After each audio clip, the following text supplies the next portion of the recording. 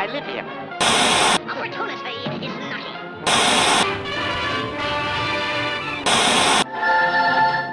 Eighth Man DVD. Cartoon Classics.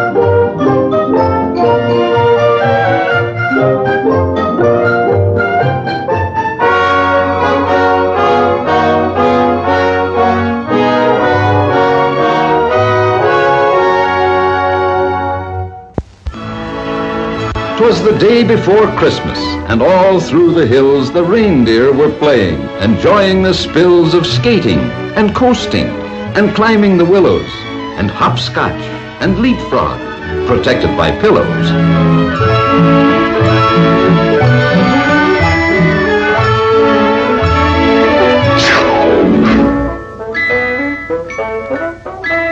Look, fellas, it's Rudolph.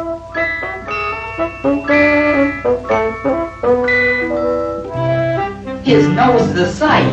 It's red as a beet. Twice as big and twice as bright. Looky, looky, I'm Rudolph.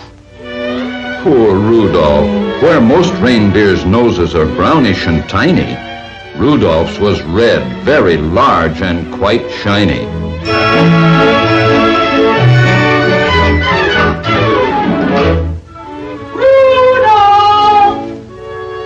Go on home, Red Nose. Your mama's calling ya.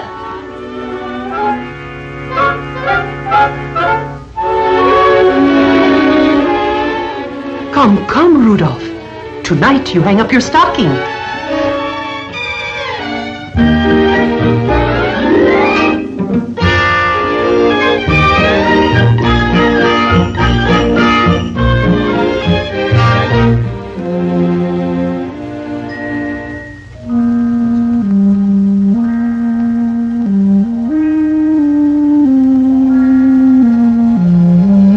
His nose is a sight. It's red as a beet. Twice as big and twice as bright.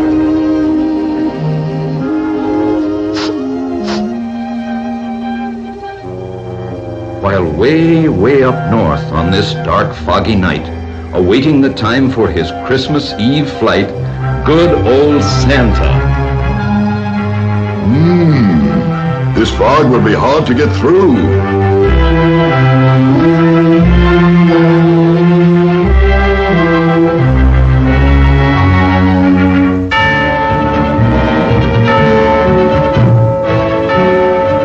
Quick, get hitched in a hurry. Dasher, Dancer, Prancer, Vixen, Comet, Cupid, Donner, Blitzen.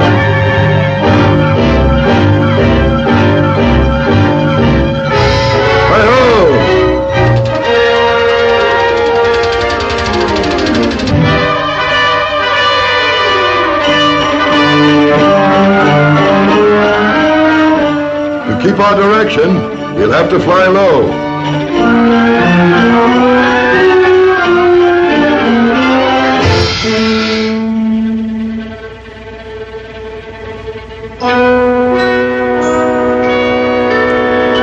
Come down here, quick!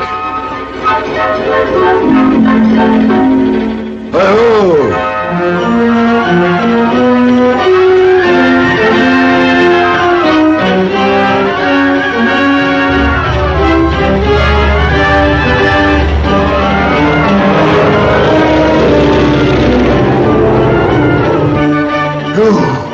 Pretty close.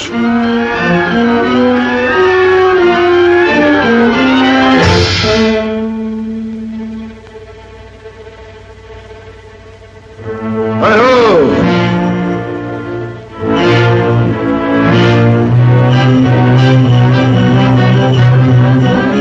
The air was still foggy, the night dark and drear when Santa arrived at the home of the deer. But all this took time and filled Santa with gloom, while slowly he groped toward the next reindeer's room. The lamp wasn't burning. The glow came instead from Rudolph's red nose at the head of the bed. And then came the greatest idea in all history. So Rudolph is told of the dark and delay, the fog and the blackness and losing the way. I need you tonight to lead all my deer on the rest of our flight. Dear Mommy and Daddy, I have gone to help Santa. Don't worry. Rudolph, that's me. Hurry, Rudolph. It's very dark here.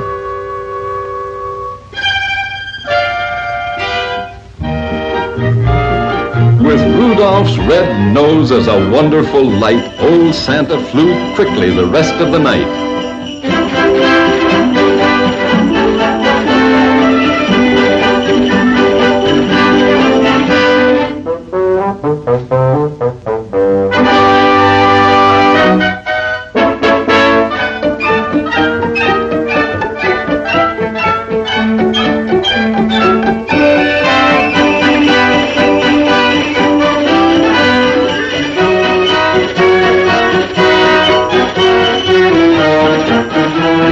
Went so fast that before it was day, the very last present was given away.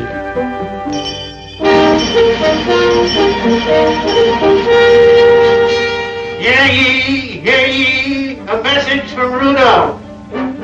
Yes, they'd found Rudolph's message. It's all over town. Hear ye, Rudolph at the stadium. Come on, come on.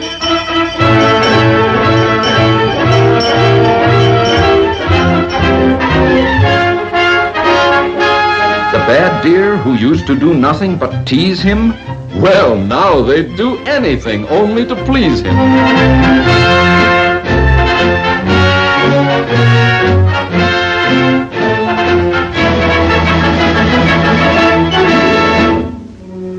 Rudolph, my boy, they'll envy you now, far and near. For no greater honor can come to a deer than riding with Santa and guiding my sleigh. The #1 job on the #1 day. I hope you'll continue to keep us from grief. I hereby appoint you Commander-in-Chief.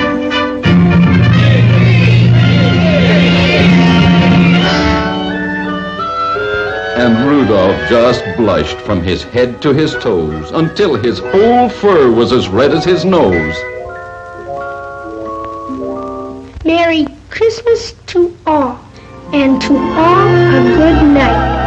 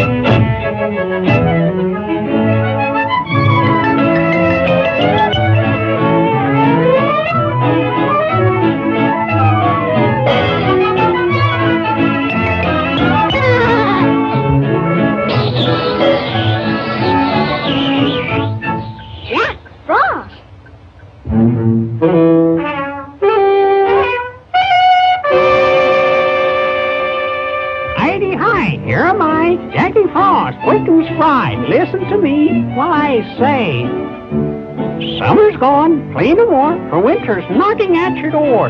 Better go and store your food away. Thanks, Mr. Jackie, for your advice. We'll hurry home to our wives. We'll have our cupboards filled with supplies when Old Man Winter arrives. I don't have to worry. I don't have to care. My coat is very furry. I'm a friendly grizzly bear. If you meet Old Man Winter, you'll sing a different tune. It's time that you were safe in bed, for he will be here soon.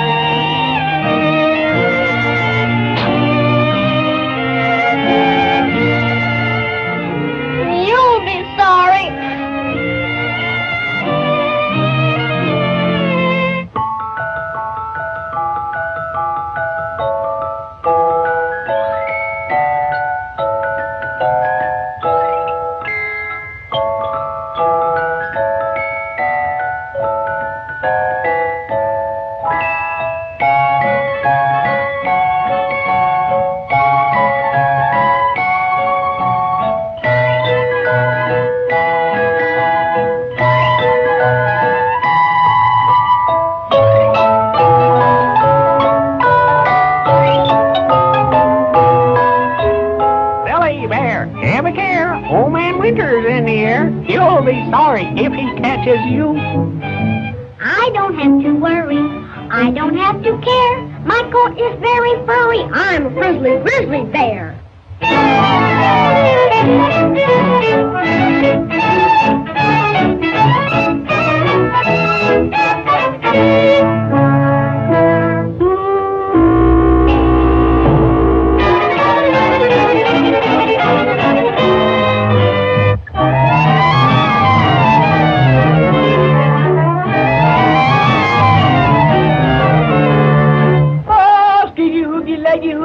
Maggie, huggy, ho, bootin', beatin', bottle, scootin', boodle, bay, scootin', babadoodle, ho, booty, boodle, huggy, boodle, bo, boodle, doodle, day. Boom, boom, boom, boom, boom, boom, boom, boom, boom. Boom, boom, boom, boom, boom, boom, boom.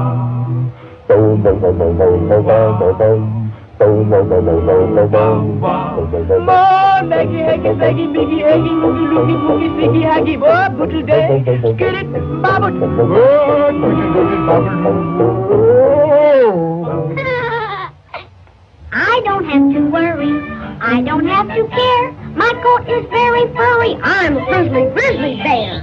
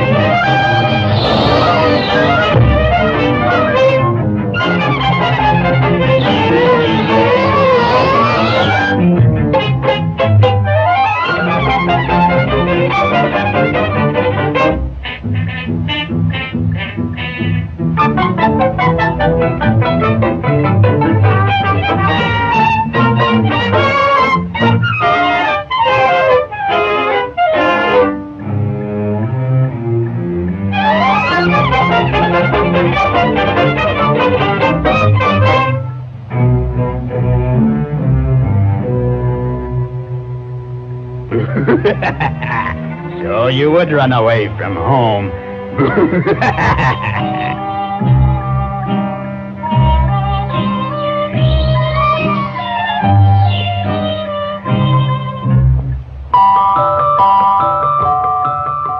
You would roam all alone. I told you not to leave your home, but you're a grizzly bear. Gee, Mr. Frost, I'm sorry. Oh, help me out, please do. Take me home to my nice warm bed. I'm freezing through and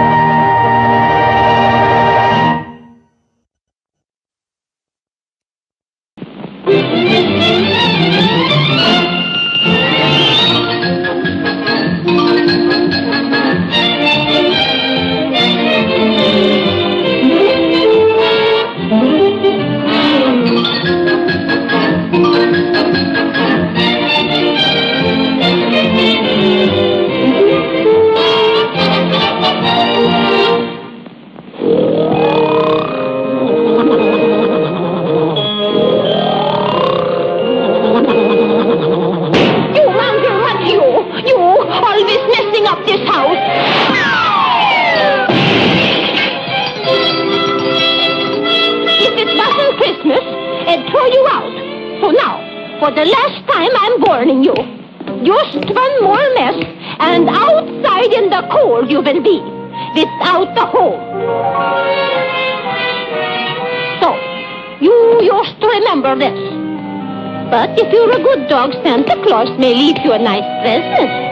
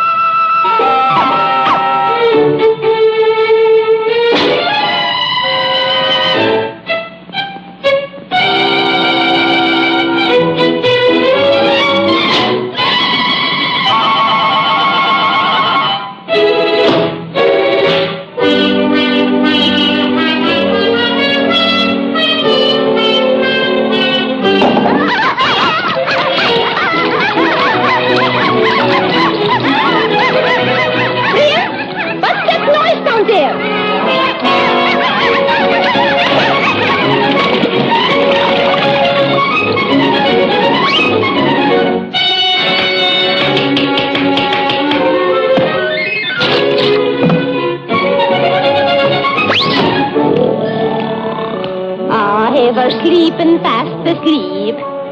That's nice. That keeps you out of trouble, Princey.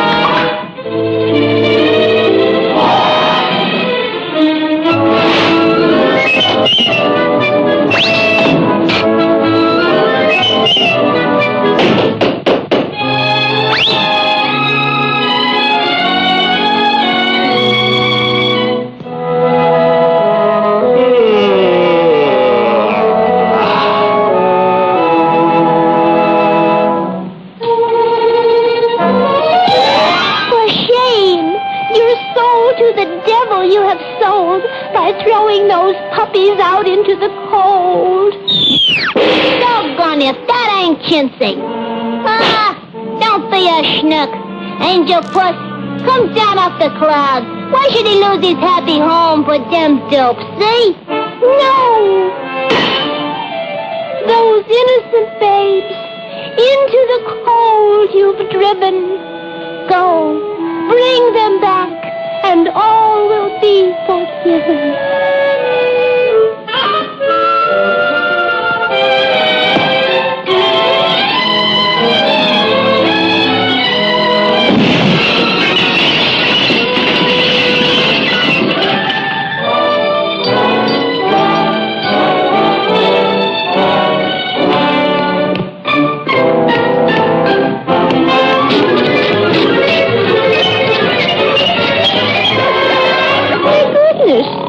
Wherever you look, you were sleeping. The sleeping beauty.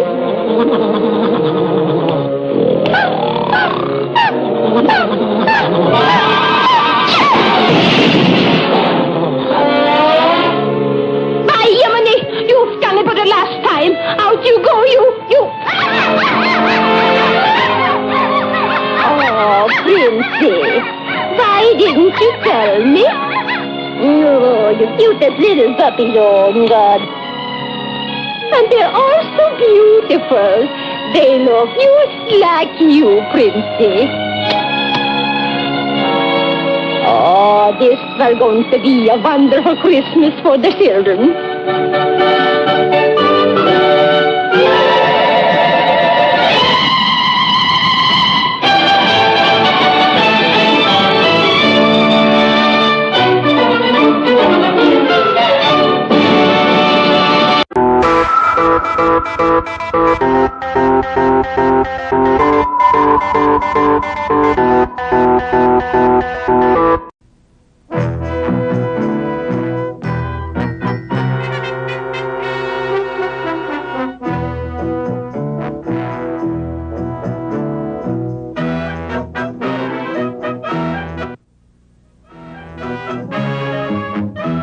In the long, long ago, when times were hard, and everyone had to work all day and every day just to be able to keep themselves alive, there was no room anywhere for an animal who was too small or too scrawny to pull a plow or drive the water wheel.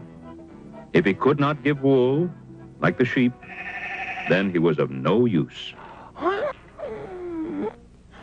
Ah, stupid creature. Is there nothing you can do? I've no time for weaklings. Be off with you. Poor little burro. No matter how willing he was, or how hard he tried, if he couldn't do the work, he was just not wanted.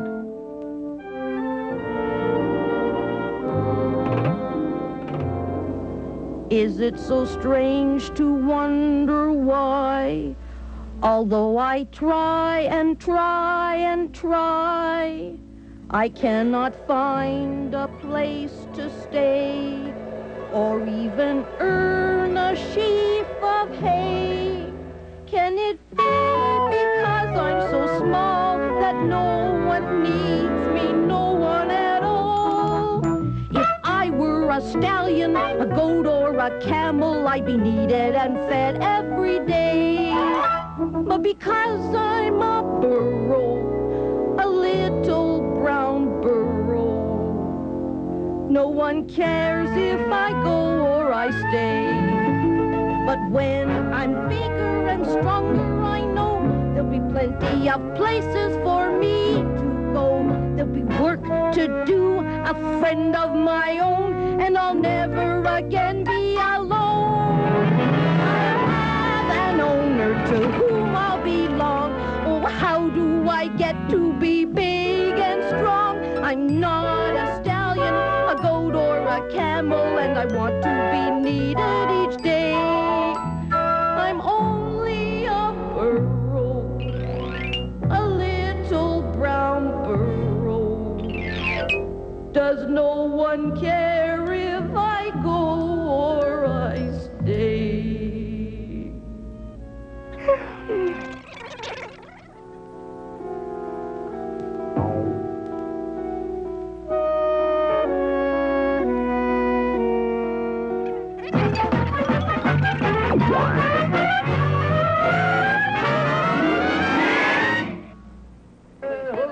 Oh, people.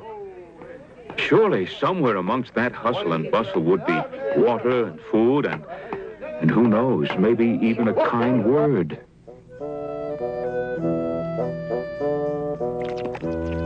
Miserable creature. You don't belong here. Shoo! Get out of here, you flea-ridden midget.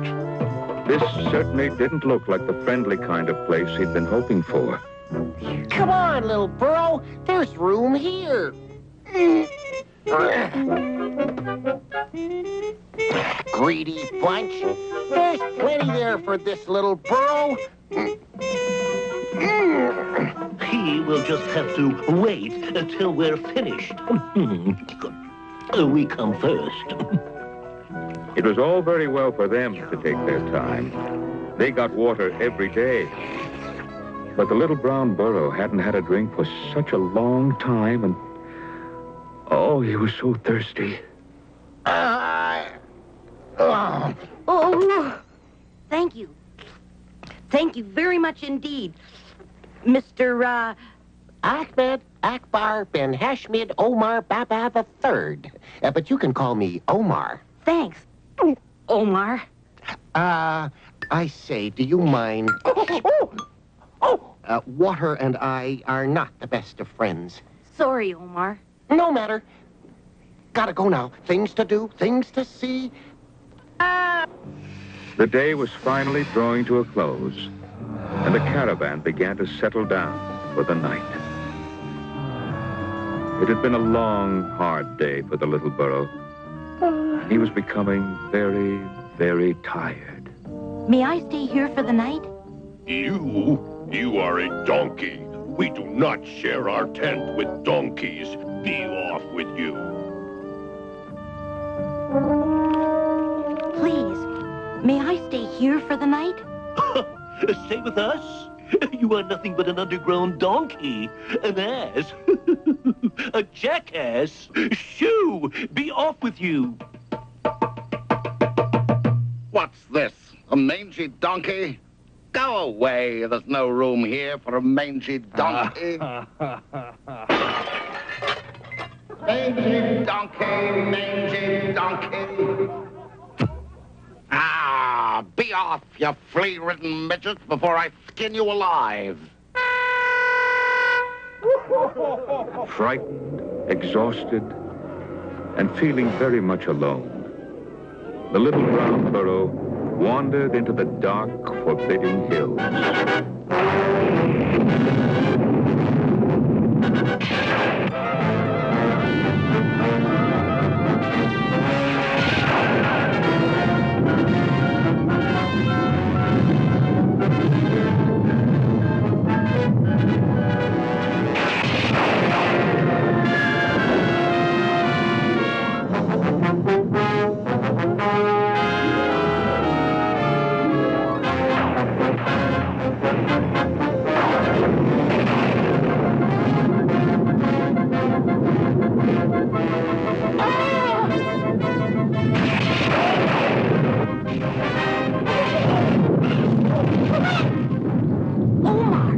Am I glad to see you? Oh, it's you, is it? I say, do you mind? I don't wish to inconvenience you, but it's beginning to get rather wet here.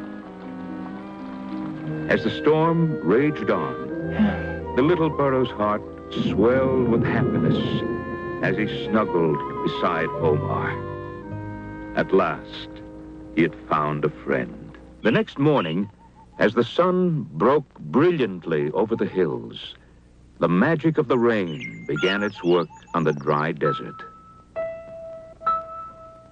The rain has stopped, the storms passed by. A rainbow has joined the earth to the sky. The burro is prancing, enjoying with glee. Reflections the pools make, enchanting to see. The ants are teaching each other to swim. The beetles are marching. Ooh, what a din. The spider is busy, shining her web. The lazy lizard has left his bed. Listen to how they chatter away as they run and they frolic on this lovely day. Oh, it's a lovely day today. We can dance and sing till the rafters ring, 'cause it's a lovely, lovely day. The snake has slithered out of its lair. Blossoms blooming everywhere. All around us, the world's in a spin, with every creature joining in. Today's a day to be happy and gay. It's a day to remember. What a glorious day. Oh, it's a lovely day. What a lovely day. It's a lovely day today. We can dance and will the rafters ring, 'cause it's a lovely, lovely day.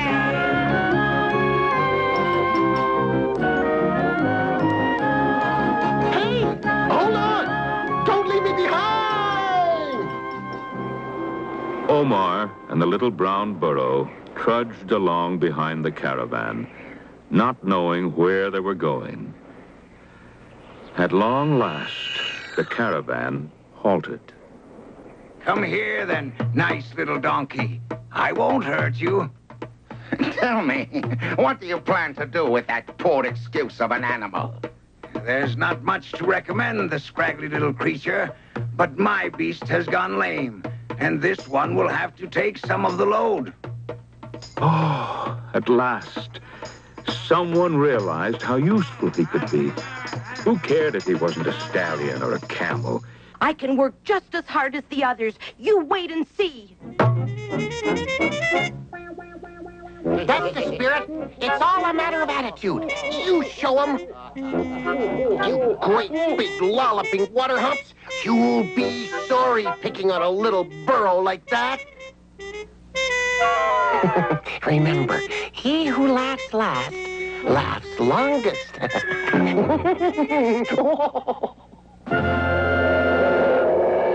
As the sun rose higher in the sky, the little burro's hopes rose too. Maybe, he thought, maybe this is where I belong. and never again will people call me useless. Keep it up. Show them what you're made of. Only 100 more miles to go. 10. Or maybe it's 2. Well, fame and fortune await us. Never say you can't, my friend. Never say you're through. You'll never reach your goals in life till you change your attitude. It's all a matter of attitude. It's how you think and plan. It's all a matter of attitude that makes you say, I can. You've got to keep a stiff upper lip and hold your head up high. You've got to keep your eyes up front and never, never cry. It's all a matter of attitude. It's how you think and plan. It's all a matter of attitude that makes you say, I can. If you follow my advice, my friend, success will come, you'll see. You'll be rich and famous, wanted too, and happy as can be. It's all a matter of attitude. It's how you think and plan. It's all a matter of attitude that makes you say, I can. When the sun was low on the horizon, the caravan stopped for the night. Oh, the burro was tired, but very happy, and very proud to have done a useful day's work. They've tethered me, Omar. Do you know what that means? It means they want me to stay. They actually want me. And why shouldn't they? You did very well. I'm proud of you. Smells like supper's being served. Is there anything you need before I go? I could do with a drink of water, if it's not too much trouble. A friend in need is a friend indeed. No trouble at all. No trouble at... Water? Did you say water? If you don't mind. I hate water. Let me see. What shall I put the water in? Aha! That'll do the trick.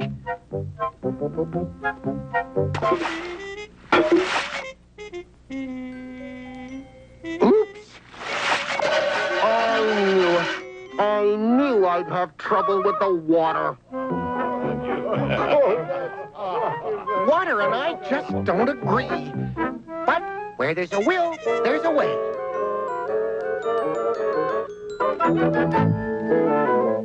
Phew, didn't spill a drop that time. Burro, where are you? Oh no, he's gotta be here somewhere.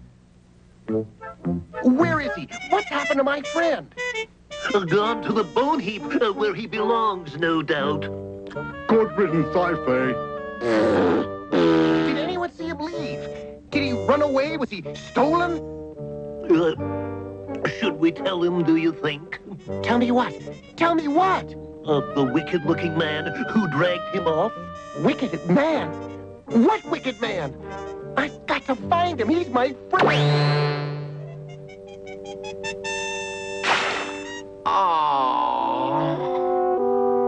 The little brown burro had not run away, neither had he been stolen, as Omar feared. He'd been traded for a sack of dates and couldn't believe his good fortune. During the next few days, people from all over saw the sign and came to inspect the little brown burro. But no one was interested in such a small animal. You call that a donkey? You might as well try hitching up a flea. Your eyes must be getting weak, friend, if you think that thing will pass as a donkey. Why, I wouldn't give that stable room. They told me you were strong, but you're just a heap of bones, you pitiful excuse for a donkey. I am not Tomorrow you go to the market, and if I can't get at least one piece of silver for you, then I'll feed you to the dogs. Poor little burro. The next morning was cold, and the burro sensed that winter wasn't far away.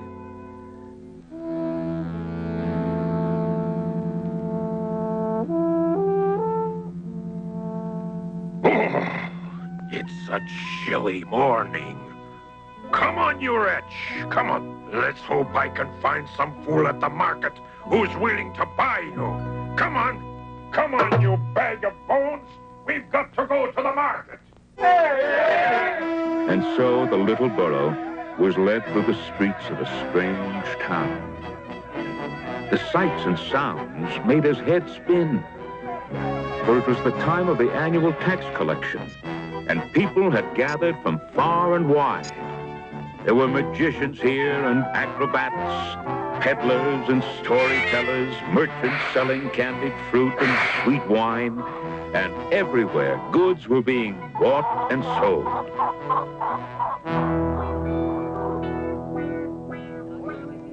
I have just been sold for 100 pieces of silver. I have been bought by a prince and will wear a saddle of gold and silver. Does anybody wish to buy this beautiful beast of burden? If ever a creature could do a good day's work, it is this powerful little animal. Just look at this fine, sturdy donkey. Come, friends. Have you no eye for a bargain? I will buy the little brown burro. For the last time, does anybody want this beautiful? Did you say you wanted him? Yes, I did. I will pay 1 piece of silver. What? You offer me only 1 piece of silver for this beautiful animal? See how sturdy he is. Did you ever see such strong legs or such a magnificent head? Why, I wouldn't dream of selling him for less than 10 pieces of silver. 1 piece of silver is all I have. Come now, you must have another piece tucked away somewhere. Under your belt, maybe? Or inside your sandal? All right, then. All right, I'll make a gift of him. Sold for 1 piece of silver. The man's touch was gentle, and the little brown burro felt strangely calm.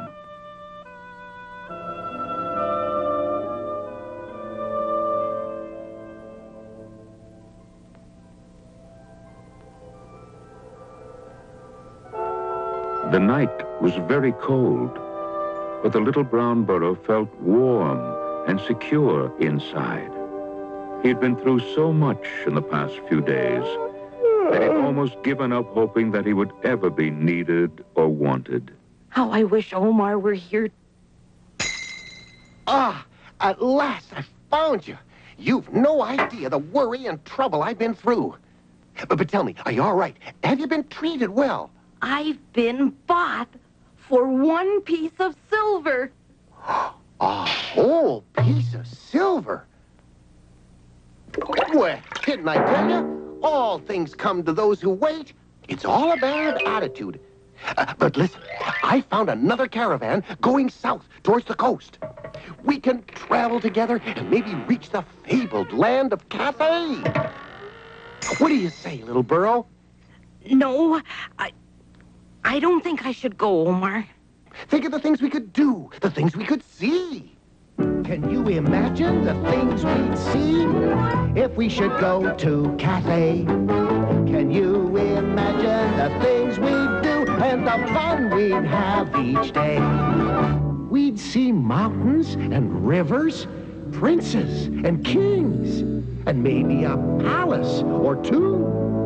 We'd travel in splendor, eat foods that delight, and dance till the whole day is through. Can you imagine the things we'd see if we should go to Cathay? Can you imagine the things we'd do and the fun we'd have each day? Oh, Omar, you make it sound such fun. But I can't go. What? You don't want to go? I can't explain it, but I feel I ought to stay. That this is where I belong. You've been such a good friend to me. My only friend. Why don't you stay here with me? Too cold. Too cold for me. Besides, travel's in my blood. I've itchy feet, you know. Itchy feet. I'm off to the warmth and sunshine of far-off lands. Nothing ventured, nothing gained. Goodbye, Omar. I'll miss you. Poor Omar. He too was lonely.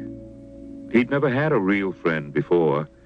But Omar felt that old itch urging him on.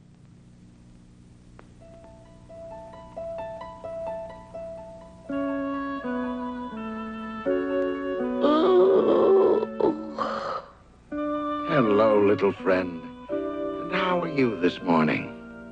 Here, this should keep you warm. We've a long journey ahead of us.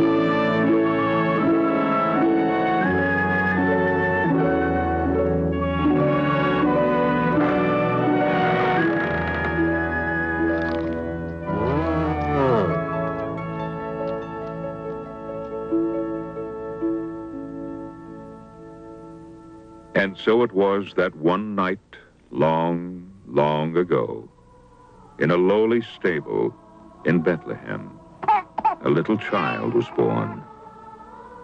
And there were abiding in the fields shepherds, and they came with haste and found Mary and Joseph and the babe lying in a manger. And 3 wise men came out of the east, and when they saw the child, they fell down and worshipped him, offering gifts of gold, frankincense, and myrrh. And had you been there on that night of nights, you'd have seen, standing proudly in a corner, a little brown burro.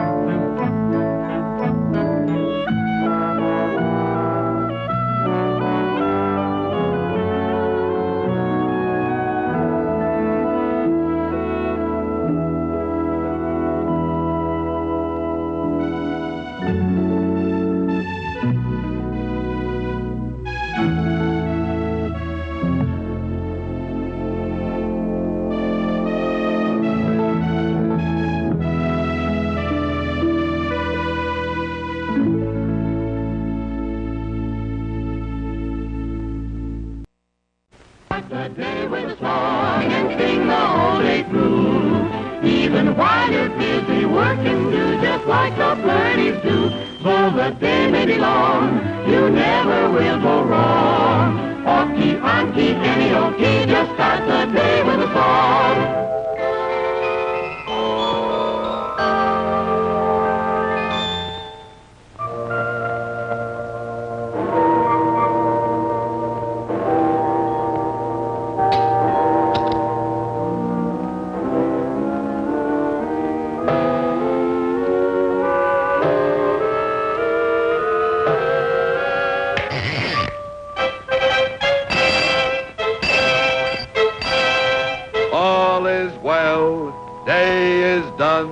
Come, ye toys, have your fun.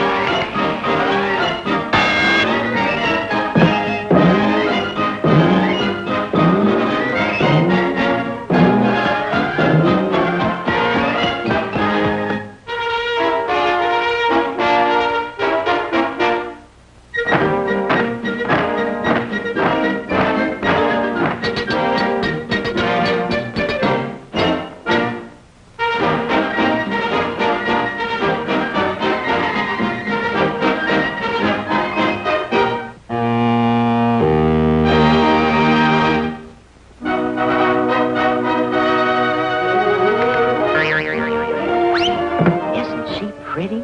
I feel just like singing, "Oh, you beautiful doll."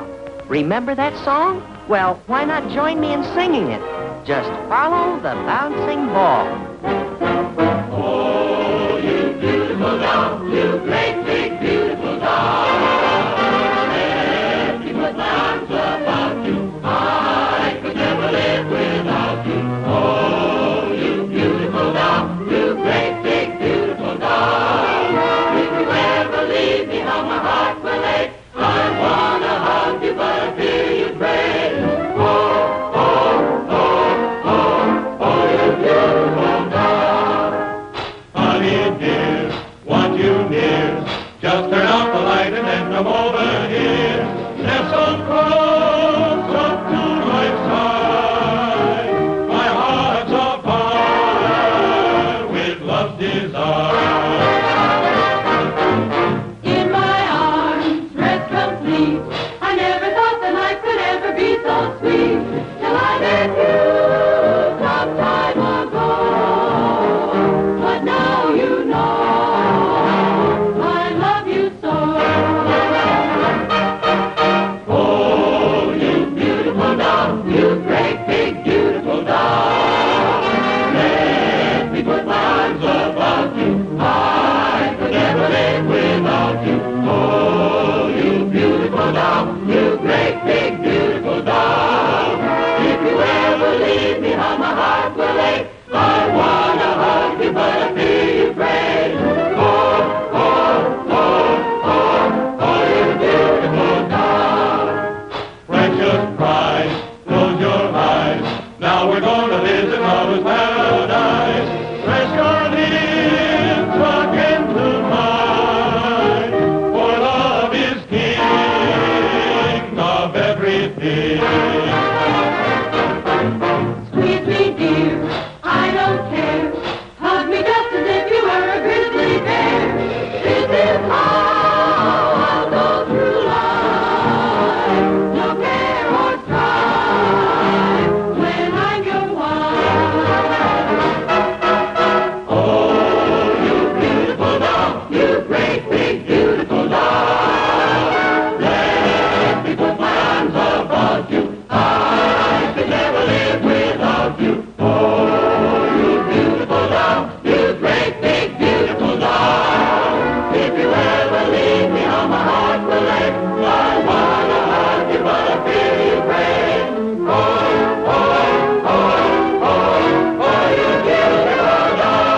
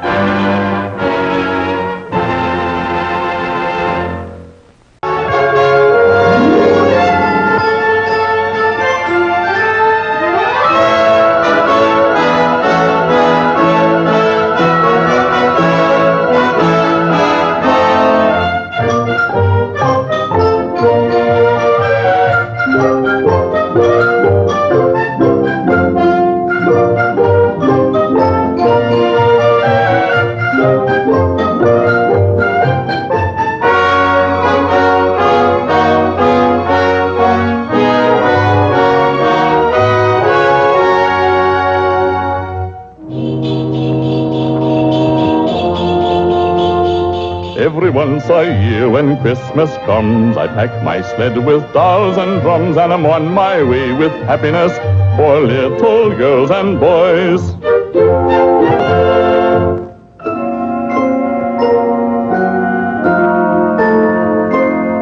Oh, there isn't any place too far. I go wherever children are, always on my way with happiness wrapped up in fancy toys.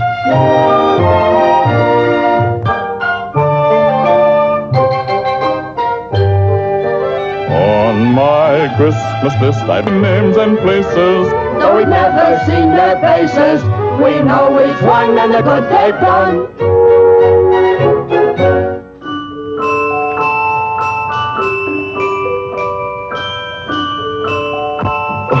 Over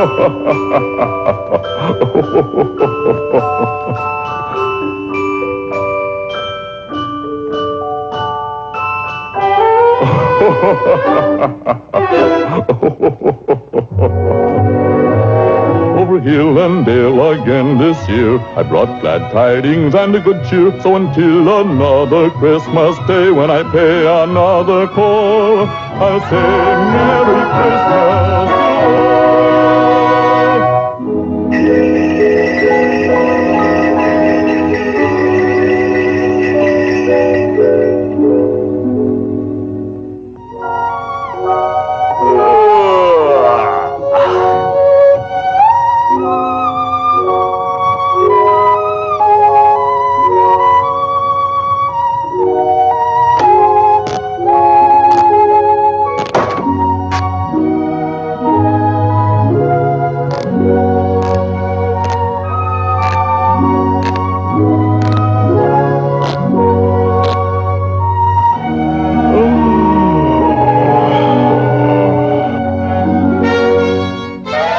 Merry Christmas.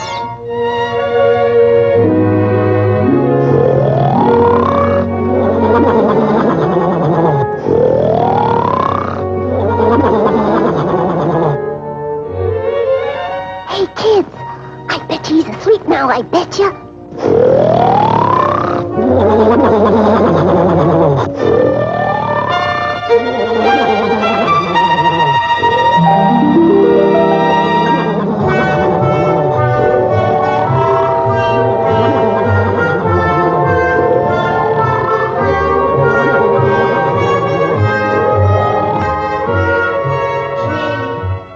I feel sorry for Santa. Yeah, man. He's sure tired and worn. Yeah. His house looks so wacky, hacky, hola. Him claws blare valetlate Antlon. Da. See, he helped everyone at Christmas, but no one they think of Santa Claus. Well, we could do something for Santa if we only just tidied his house.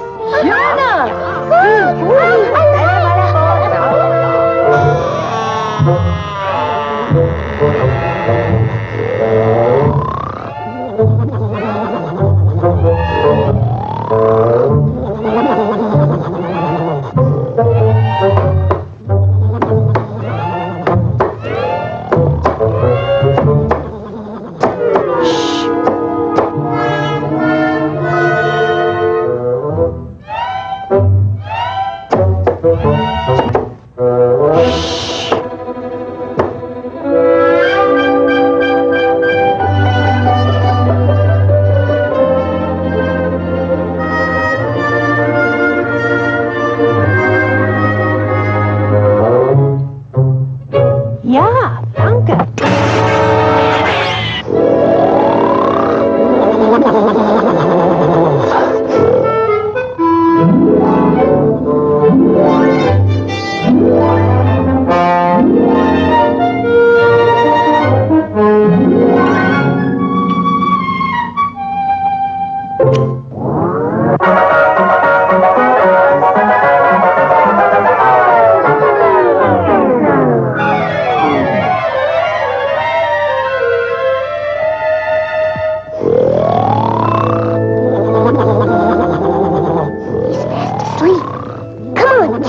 Let's pitch in. 'Cause we want to do something for Santa. We want to make a real big fuss. We want to do something for Santa. 'Cause he's always doing something for us. I'll polish pans that are rusted. Give everyone shiny face. I'll see all the furniture's dusted and things in proper place. I'll scrub the floor all clean and neat. No spot will pass my eye. I'll shine his shoes with a boogie beat, and here's the reason why. Oh, we know we owe much to Santa for making every Christmas day. We want to do something for Santa. Come in our little bay. Thank him for the happiness that came our way.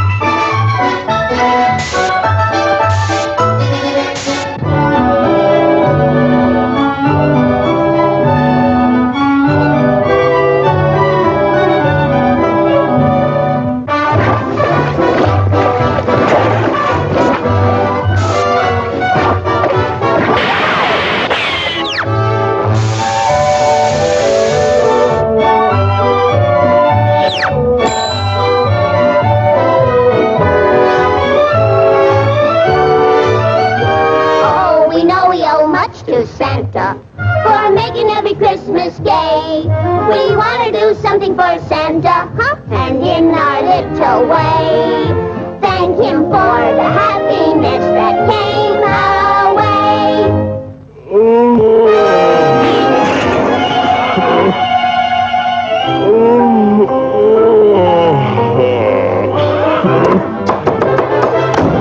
What's that? Merry Christmas, Santa! A Christmas present? For me?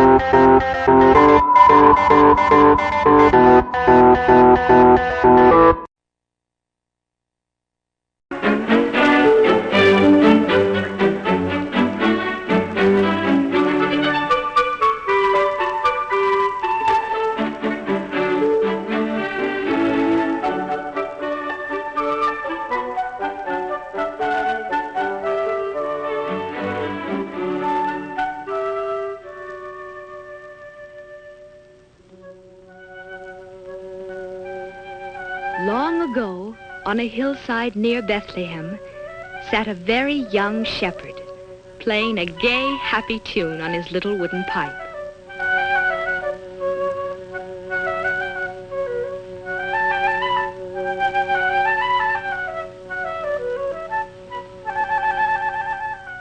In that year, the Emperor of Rome had ordered all the people to be counted and taxed, each man in his own city.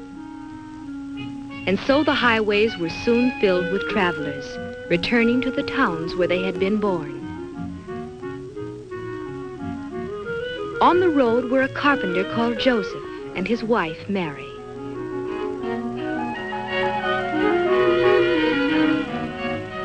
Their hometown, Bethlehem, was a city now filled with visitors, all looking for places to stay.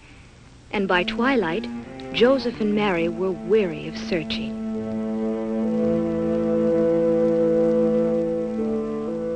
They had tried to find shelter for the night, and while people with plenty of money to offer were taken care of, Joseph and Mary were always turned away. Each place they stopped seemed to be full. Again and again they were disappointed and had to move on. When they came to the owner of one of the last inns, they were told that it too was full. But then the innkeeper remembered an old barn in back of his place of lodging. It was not much of a place, but Joseph and Mary were welcome to use it.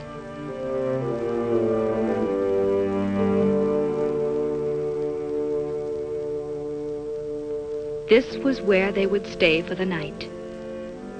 And in this old, dingy stable, the animals made room for the unexpected guests.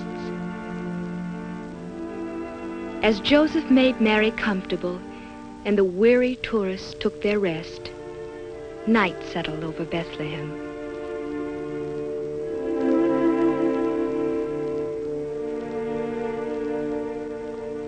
And in the stillness of that holy night, the little town waited silently for the wondrous gift that was to be given. In the sky that night, in the sky above the sleeping city, a strange new star appeared, the Star of Bethlehem, telling of the birth of a great new king to be cradled in a manger.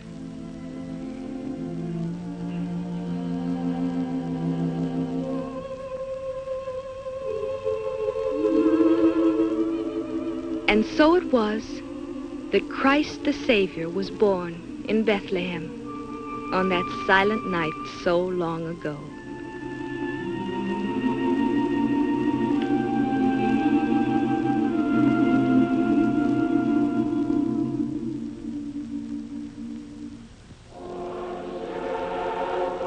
Nearby in the countryside, the shepherds were watching by their fires.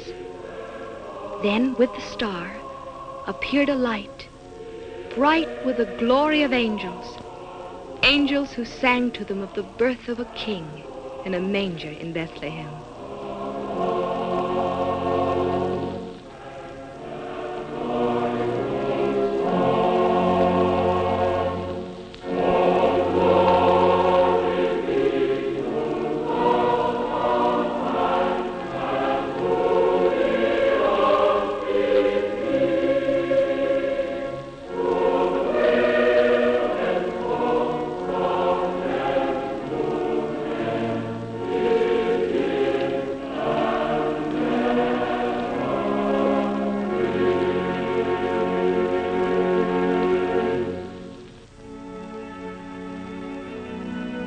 Full of wonder and surprise, the shepherds hoped to see the child of whom the angels sang.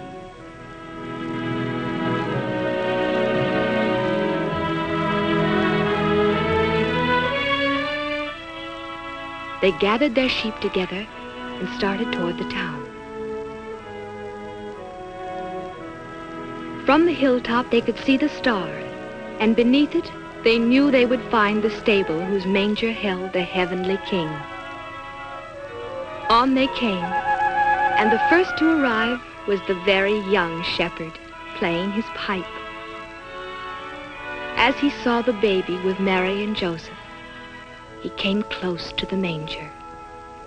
Before the holy child, the shepherds all knelt and offered to him the beloved pipe, a sheepskin cap, and a little lamb.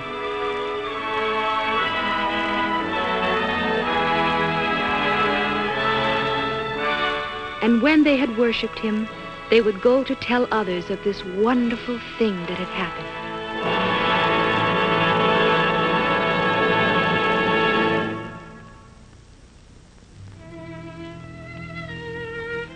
Far to the east, there were others who saw the star. In Turkestan, a princely astronomer sat studying his instruments, and suddenly in the sky above, the new star shone.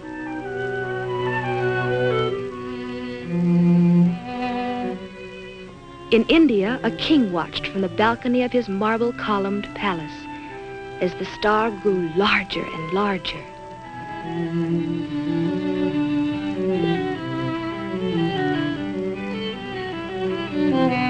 And on the desert sands of Arabia, a ruler was gazing toward the heavens, seeing that same star as it told of the new king's birth.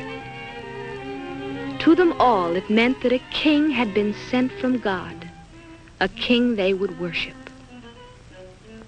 Each one set out to follow the star and to bring to the child a gift of love. The astronomer boarded his ship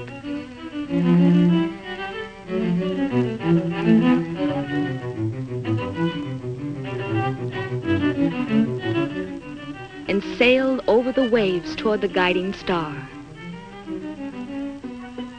The Indian ruler, on an elephant, moved toward the mountains as the star went before him.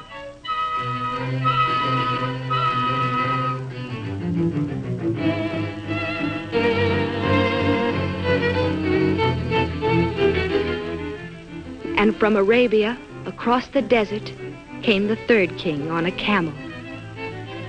It was a long journey and a hard one for all of them. But as they followed the star, each came nearer to the land of Israel, where Herod ruled.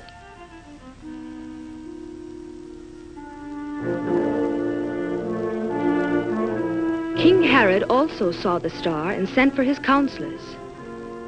To Herod's advisors, the star fulfilled a prophecy that a king should be born in Bethlehem, in the land of Judah. And while the eastern kings continued their journey toward Jerusalem, Herod was disturbed by this unwelcome news.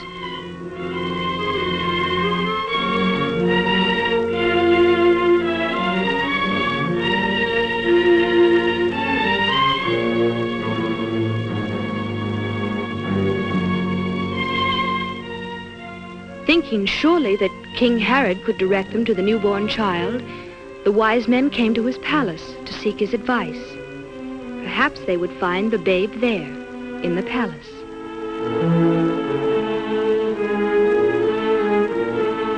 Herod sent them to Bethlehem, saying, "When you have found the child, tell me that I may worship him also."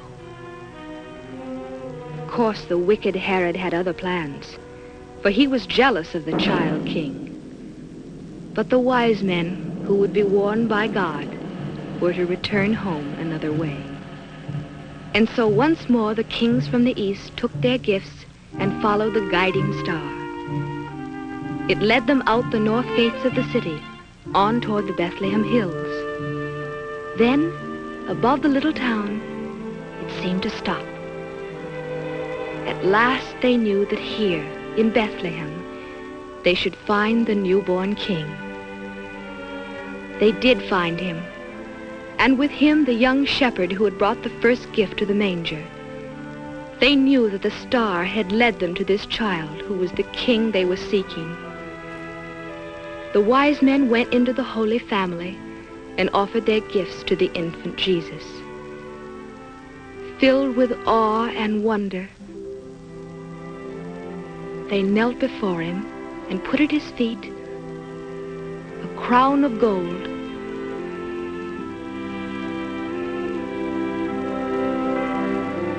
a chest of frankincense, a jar of myrrh. And they worshipped him, the child of the line of David, the Son of God, the King to be called Emmanuel.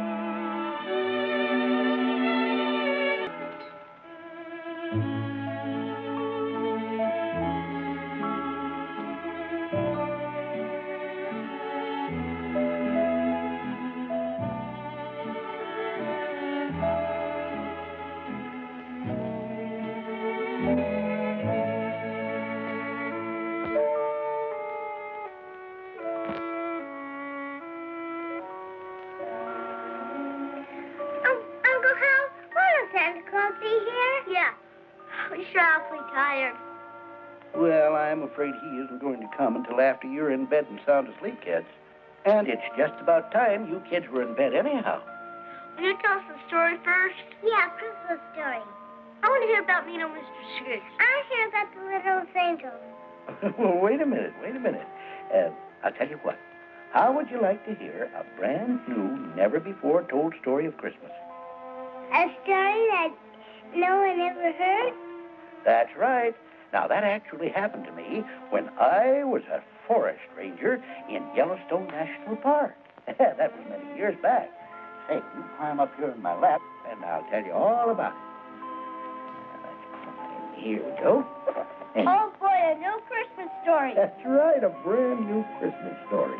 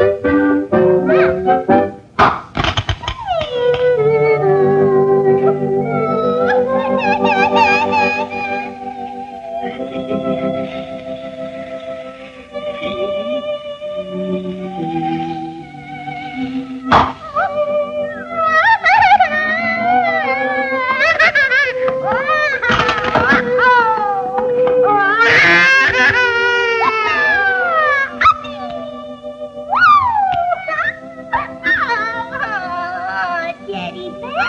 Ah, teddy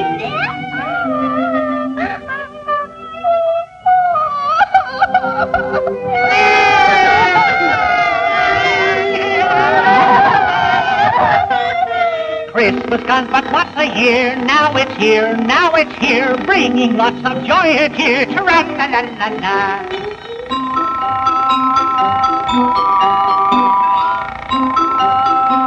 There is a Santa Claus.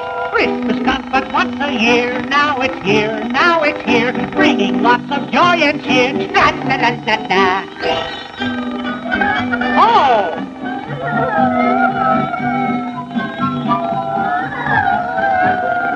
What's the matter in here, I wonder?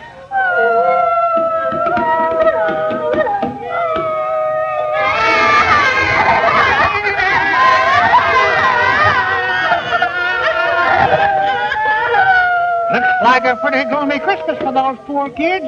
What can I do? Let me think. Huh? Ah! Oh, no. Hooray! I've got it!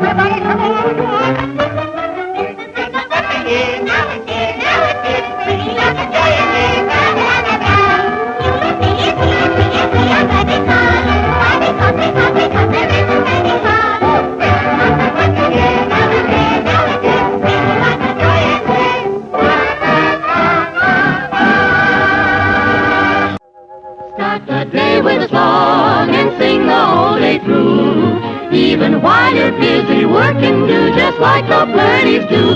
Though the day may be long, you never will go wrong. Off key, on key, any old key, just start the day with a song.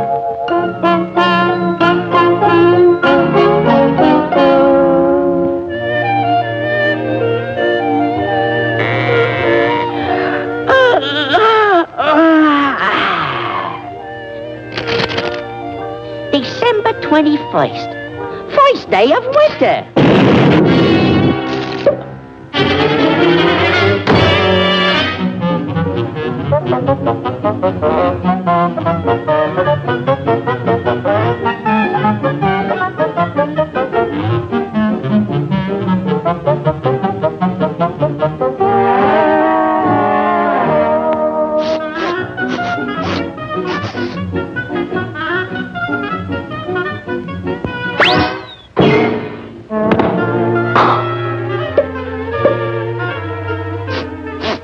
Nauseating, isn't it?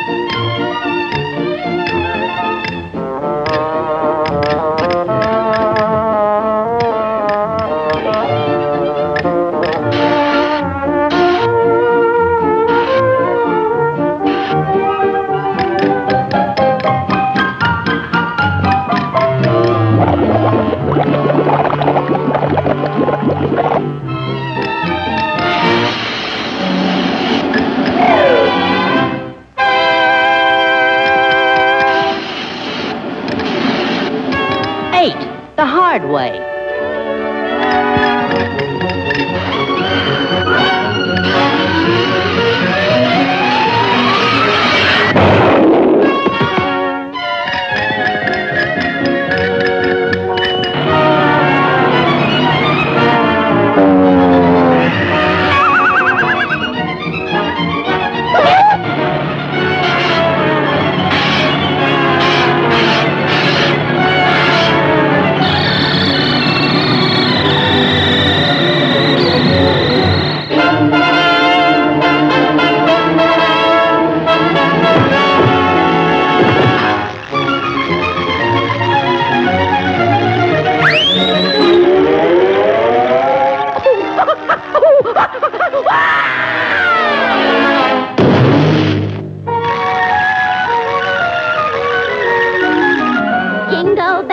Jingle bells, jingle all the way.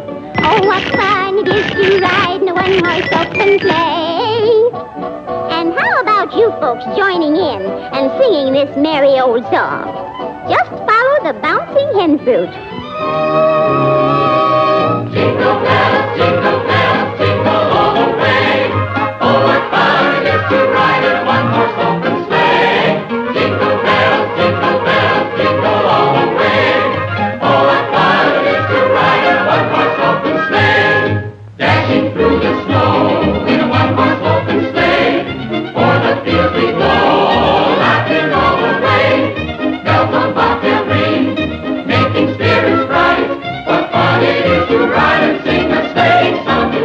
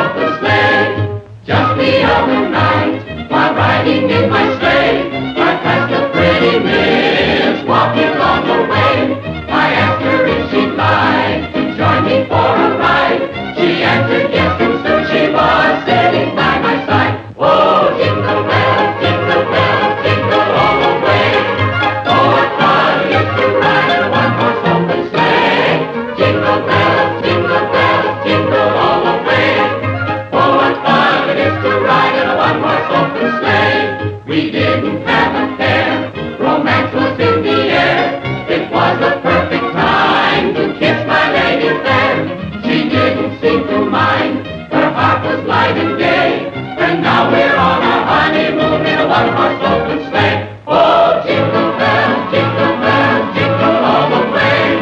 Oh, what fun it is to ride in a one-horse open sleigh. Jingle bells, jingle all the way. Oh, what fun it is to ride in a one-horse open sleigh. Hot coffee. Get your hot coffee. Oh, one coffee, please. One coffee. Coming up. I thought all birds spend the winter in Florida. Oh, dear. At these prices, who can afford Florida?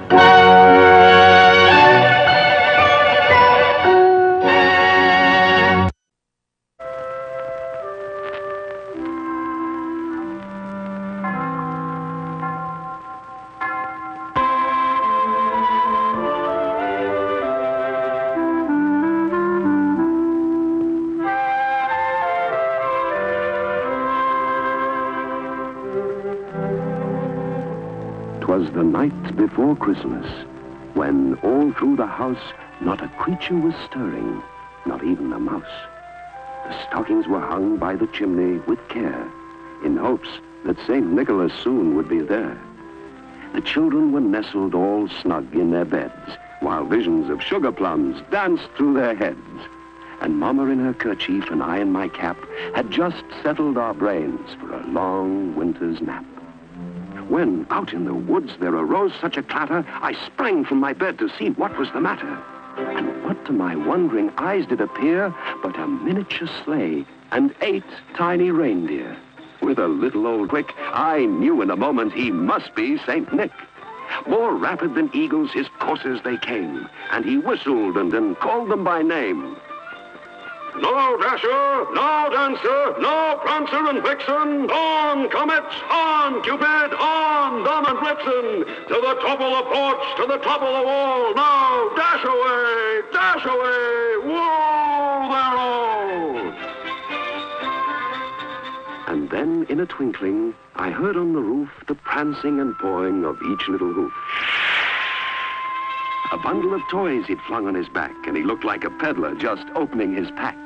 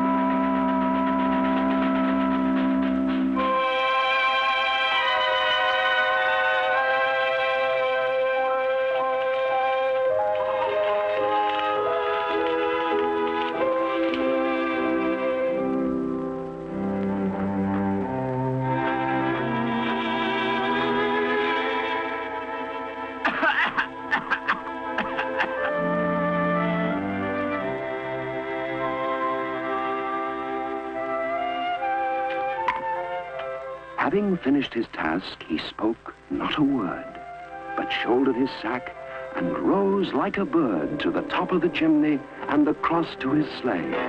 Then he stopped and he listened.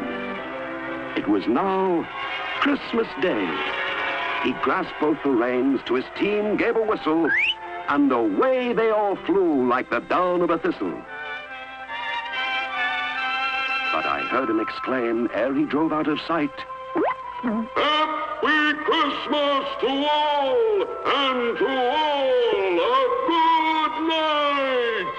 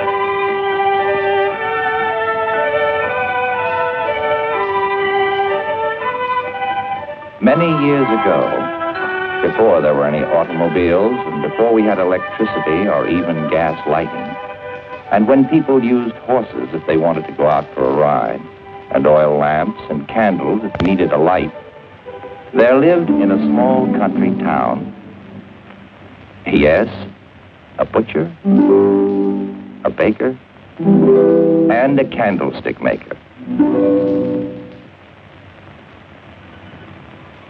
With just over a week to go before Christmas, the townspeople were busy indeed. And none more so than the candle maker and his young son, Tom.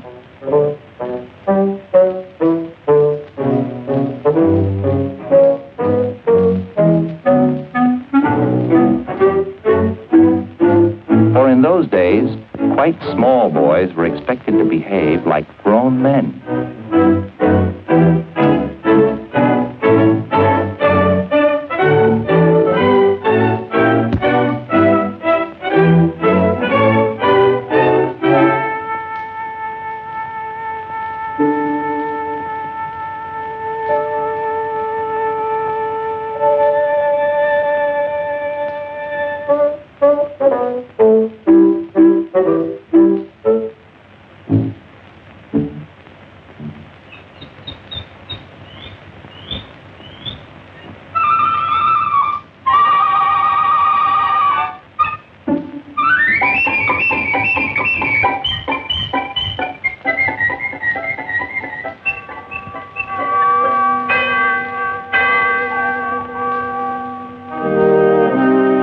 For years now, every Saturday at 4 o'clock, the candle maker had been making the journey from his shop to the church across the square.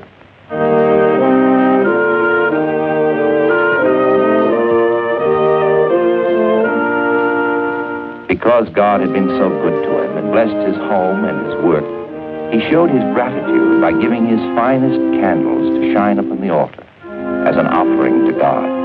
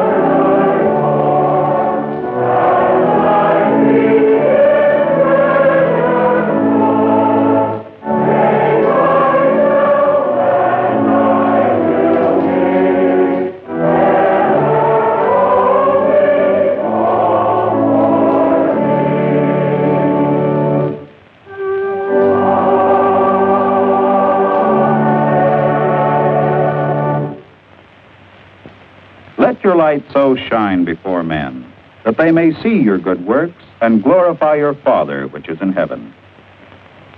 Whenever I read these words of Jesus, I think of one of our own people, our friend the candle maker. Like a good steward, shows his love for God by giving his most beautiful candles to light the cross upon our altar. I pray that all of us will always give in this same spirit, to show our love for the Father, who blessed us with a Christ child. The family was up early next morning, for a busy week lay ahead. The candle maker had to deliver quantities of Christmas candles of all shapes and sizes to the outlying farms and villages. Hurry up, son. Coming, Father. Now. I'm not going away forever. I'll be back on Christmas Eve, in time for service. Look after your mother, son. And there are plenty of candles to be made. Don't worry, Father. Don't forget, this week, I'm leaving you to make the second altar candle. I have made only one. And remember, both must be taken over to church by 4 o'clock Saturday. Yes, Father. Goodbye now. Goodbye. Bye, Father.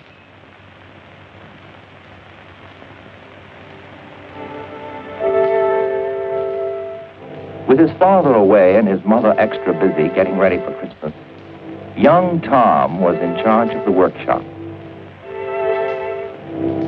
with the task of turning out many candles a day. And then there was the altar candle for the Christmas Eve service on Saturday.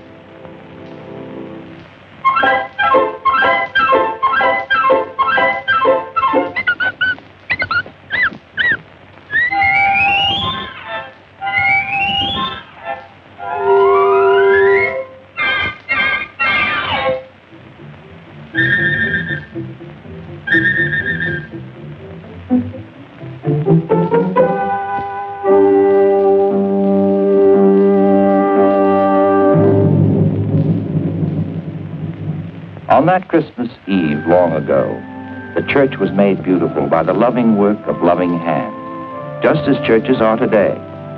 Then, as now, there was a manger where boys and girls would bring the white Christmas offering for the children's home.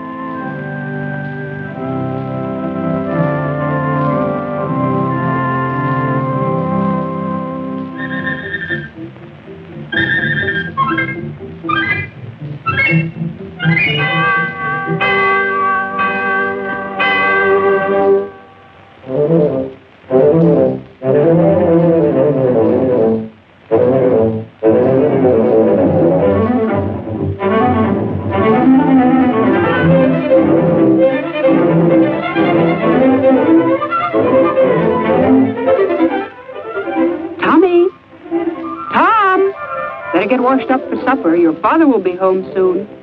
Tommy, you forgot. Run over quickly now. And be careful you don't drop them. I'm sorry I was late for the candles, Pastor. Never mind. You did do it. And just in time, too. Look who's coming.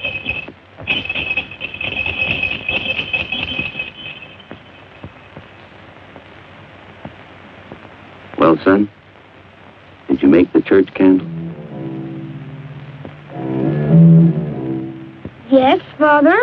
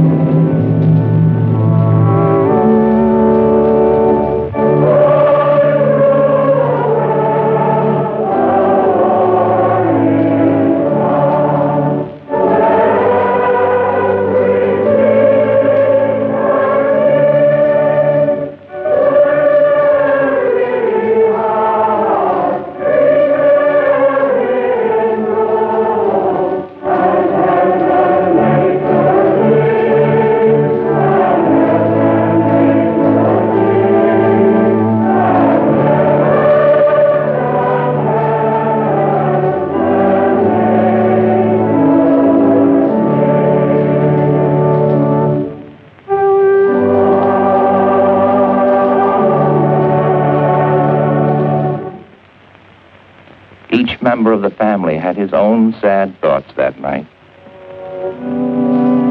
To think that a son of mine should make such a candle, a worthless candle that won't shine, and after all these years. Young Tom knew what his parents were thinking, that he had failed them, and that he had failed God.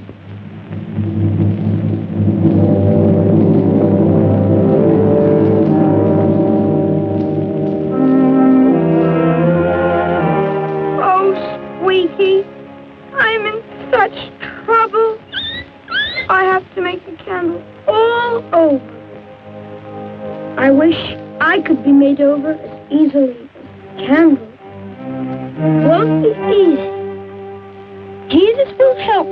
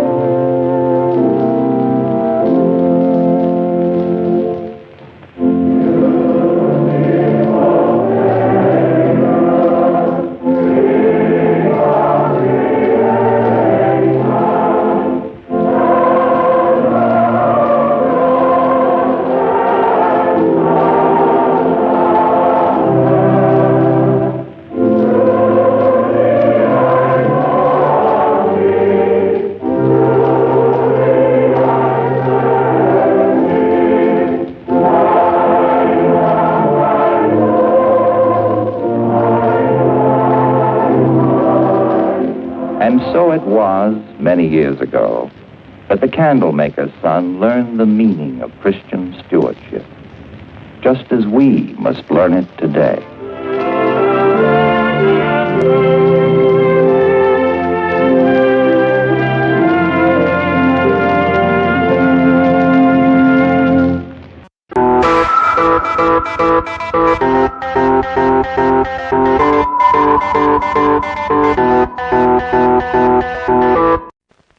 Littlest camel knelt.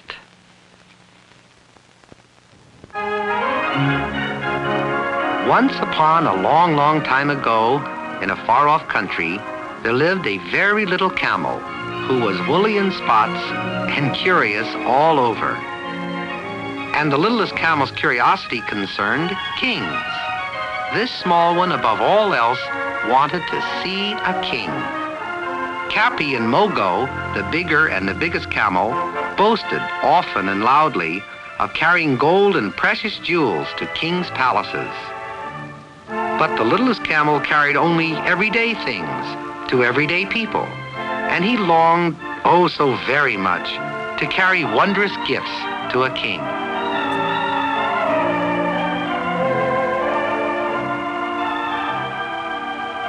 Cappy and Mogo had that very night returned from seeing a king, none other than King Herod. But Mogo was very tired and also very cross.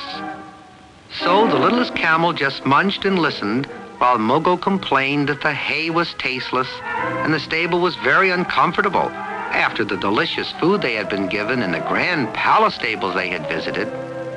Mogo almost bit the littlest camel's head off when he questioned him. But the littlest camel understood and was very sorry that Cappy and Mogo were so tired. But he also thought it rather silly for a great big camel to be so grouchy. Just then, Balthazar, their master, came into the stable with two other wise men, Melchior and Gaspar. Their servants began loading great treasures on the bigger and biggest camels. They were to start at once on a long journey to Bethlehem with gifts for a very great king. And then, mind you, when the three wise men were ready to leave, Cappy and Mogo were too tired even to go see another king. But the littlest camel, he was not tired. If they would ask him, he would go. And would you believe it? They did ask him to go. Master Balthazar said that because the big camels were so tired, he would have to take the littlest camel too, and that they would have to leave immediately while they could still see the star that would guide them. My gracious goodness. Just think how wonderful it would be. Soon he would be treated as royalty, and he could eat sweet, sweet hay and sleep on the soft, soft straw in the palace stables. And he could not help thinking that maybe a great king, robed in silks and satins, with a golden crown upon his head, might pass real close to him. There would be lovely, soft music everywhere. He knew, for he had heard Cappy and Mogo talking about the kings and their palaces.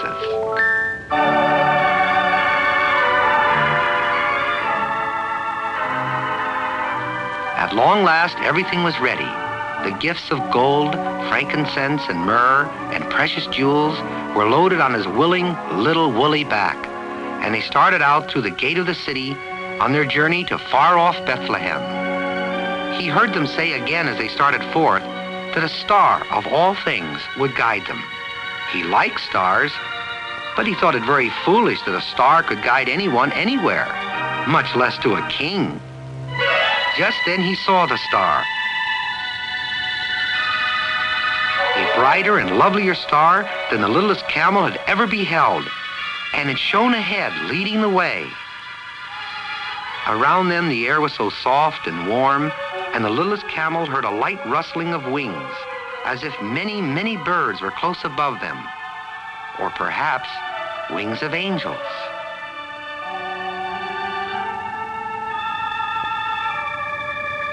But as they journeyed on, the littlest camel learned that even precious burdens can become awfully heavy, though he didn't complain. He just followed the shining, silvery star bearing his load, importantly. After many, many miles, it seemed that they were not getting any closer at all, and the littlest camel was, oh, so very tired. As they plodded along, he remembered the palace the big camels had told him about, the great marble palace with the shining golden door.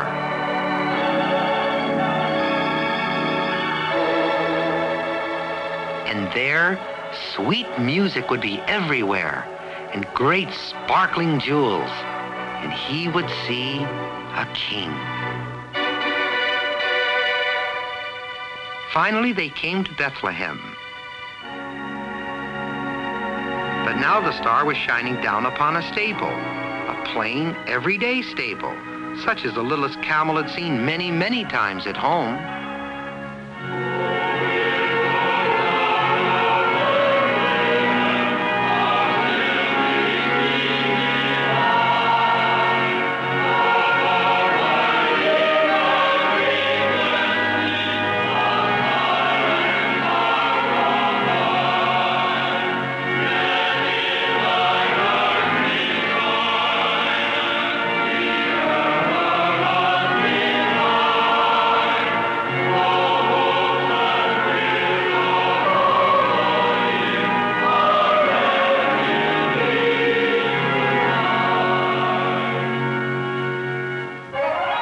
The littlest camel supposed the star knew how very tired he was, and had paused to allow him to rest, for certainly this stable could never belong to a king.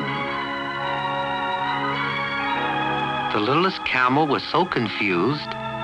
This was nothing like what Cappy and Mogo had said it would be. He just rested on the soft sand and wearily looked at the beautiful star, and it seemed to comfort him.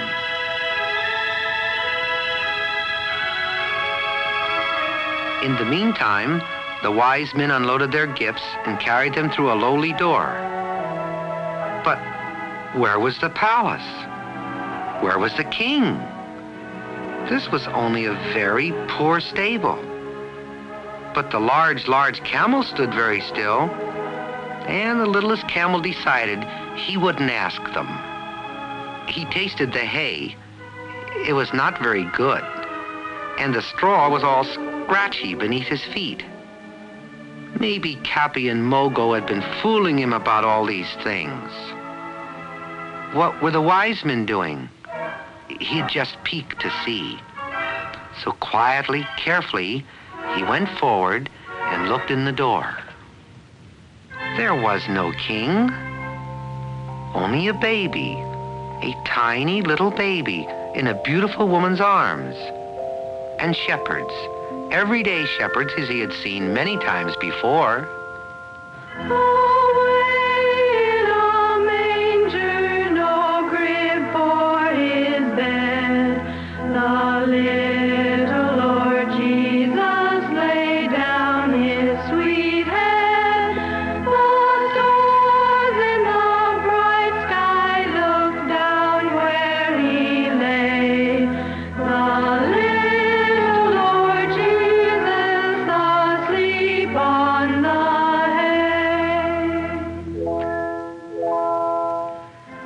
There was a donkey, a wee lamb, and a kindly-looking old cow standing near, all quietly, reverently watching.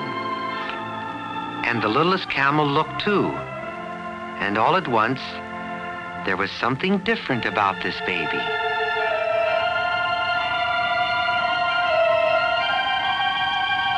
There appeared a wreath of tiny silver stars that shone softly about the baby's head. The littlest camel felt all glad and tingly inside, and his tiredness was all gone, swept away by the presence of this adorable baby. Then the wise men, kneeling, bent forward to place their gifts at the feet of the mother and child. And one by one, the animals bent their knees in reverence too. The littlest camel was very happy, and as he looked at Cappy and Mogo, they too seemed happier and more friendly. Suddenly the hay seemed to become very sweet, and the straw as soft as thistledown. He heard the soft rustling of angels' wings, and there was music everywhere. Somehow the littlest camel knew that this wee baby held for all the world joy, peace, and happiness. And when he saw all the others silently and reverently kneeling, the littlest camel wanted to show his feelings too. He wanted to kneel because he felt all worshipful. Very carefully, he bent his short little legs until he too was kneeling. And Cappy and Mogo, the bigger and biggest camels, were amazed when they saw that the littlest camel was actually kneeling. Ever since that long, long time ago, in that far, far off land, big and little camels have remembered, and to this day kneel in adoration, just as the littlest camel first knelt when he went to see a king.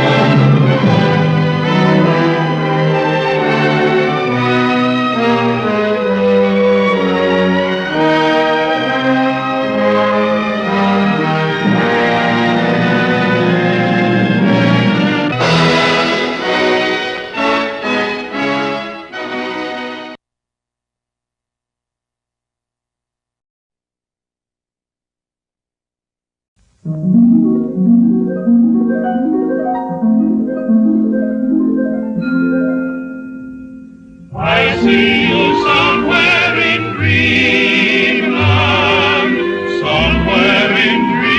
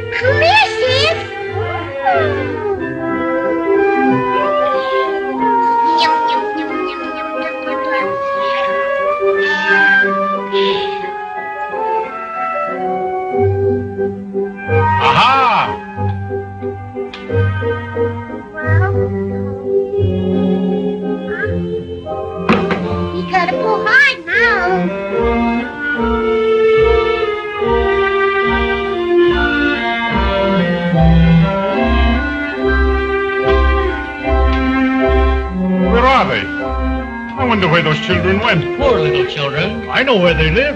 Let's go. Yeah, let's go.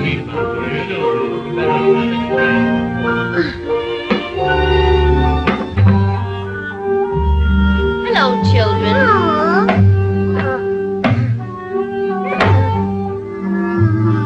Give me a kiss. Me too. Supper's ready. Daisy.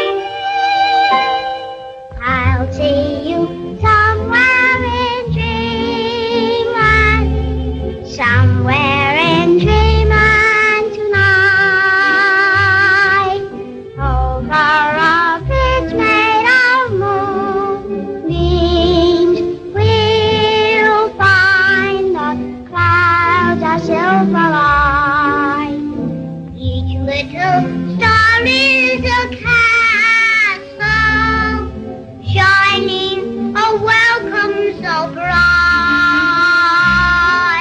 Dreams will come true for me and you. Somewhere in dreamland tonight.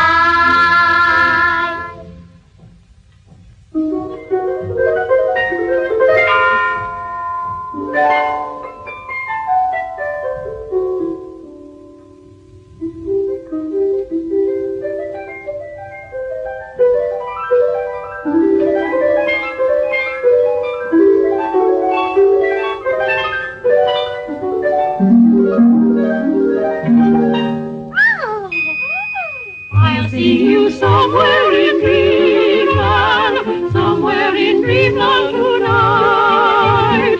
Over a bridge made of moonbeams, the clouds will find our silver line. Each little star is a castle, shining a welcome so bright.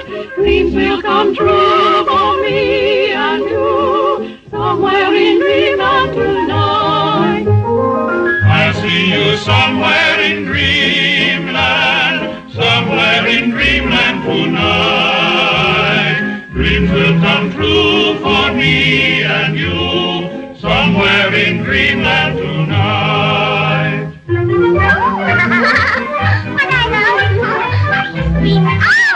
Ice cream cones, chocolate and vanilla. And in vanilla, I like strawberry. I like chocolate. Come on in. Down this way.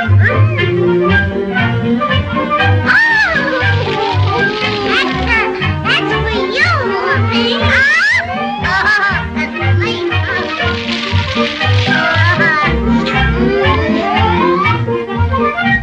Come on.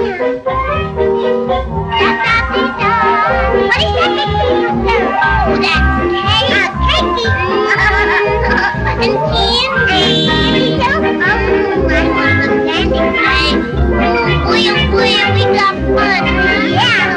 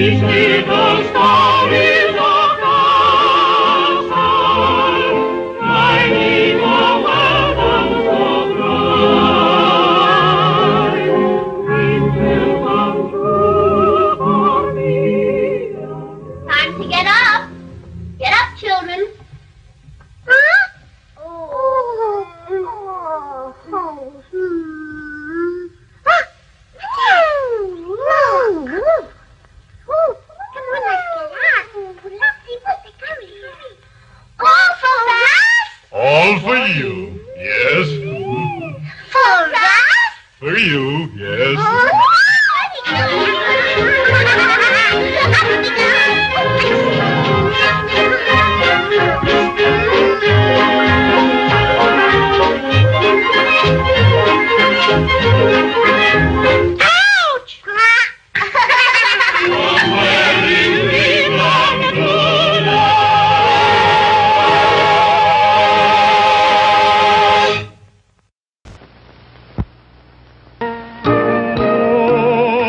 come with me, come and see all the wonders there will be in my stories, in my songs, in everything where fun belongs. We'll meet heroes, giants bold, visit lands both hot and cold, have magic tricks to shiver your skin, laughs galore with animals in our world of fun. Pied Piper House.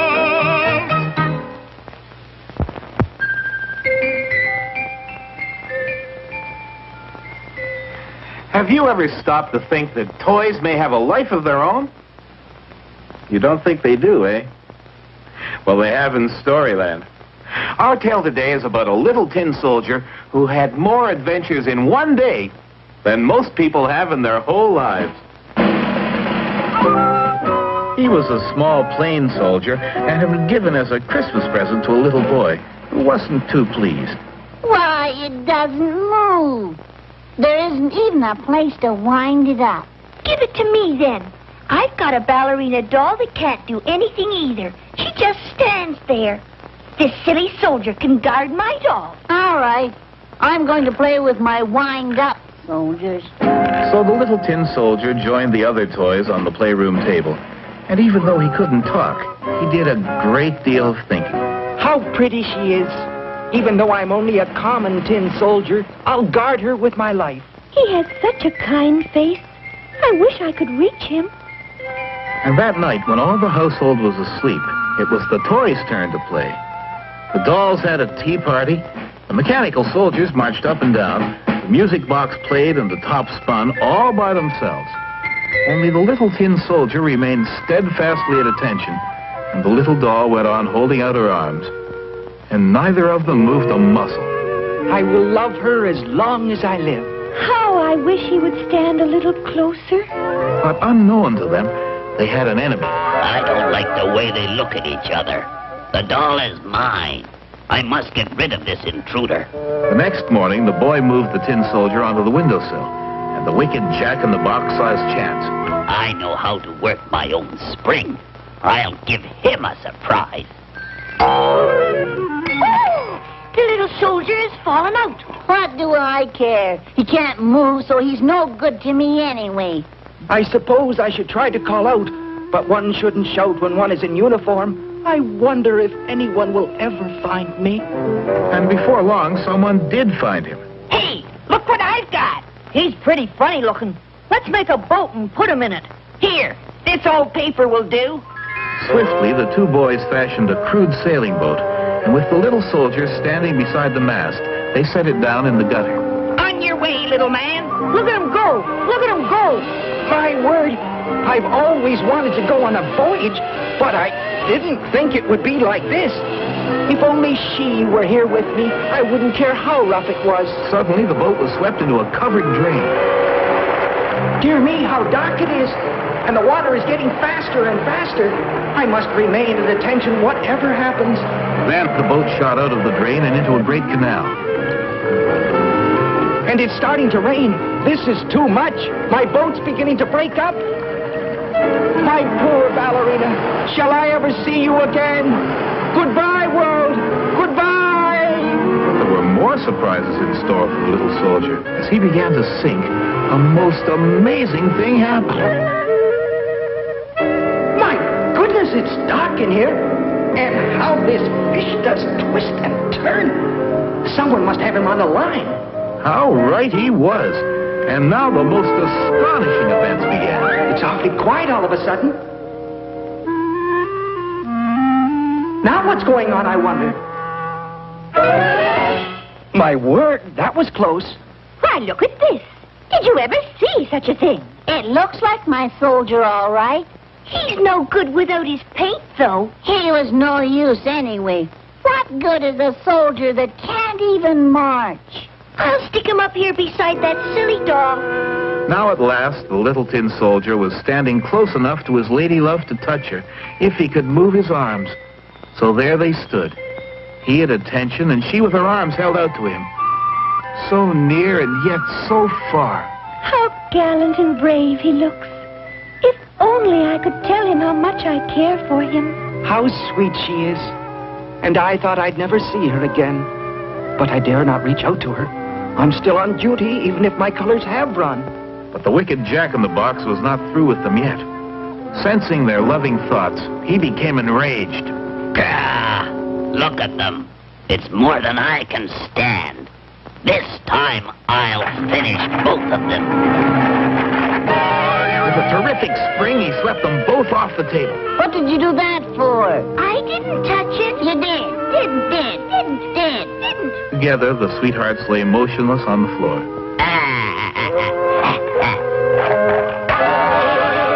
Now look what you've done. I didn't touch it. Well, it's no use now. And she's no use either. Look at the mess she's in. I'll throw them in the toy chest. At least they'll be out of the way. And they were indeed out of the way. And together at last. So you see, you shouldn't ignore toys because they are plain or broken, for they may have a life of their own. And our little doll and her steadfast tin soldier, why, they lived happily ever after.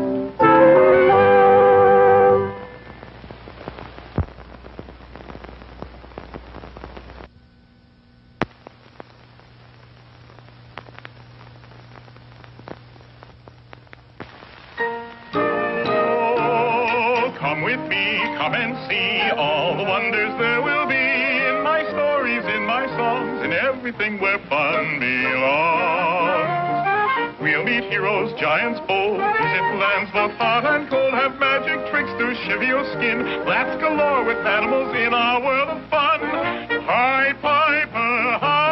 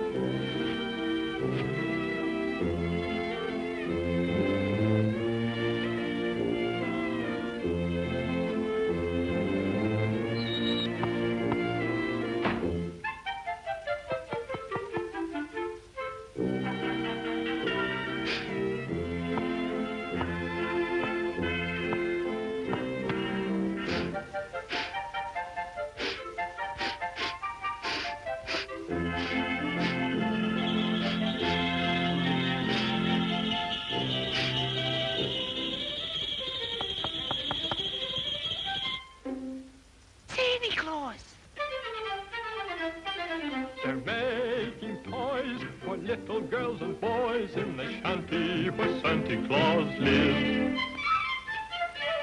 They're taking tears and turning them to joys in the shanty where Santa Claus lives. Oh, boy, I'd like to go with you. You've been so good, you'll see that wish come true. Perhaps there'll be a bunch of toys for me. In the shanty where Santa Claus lives. Come on, let's go.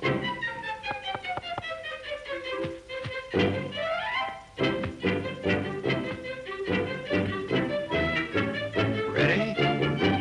Get out.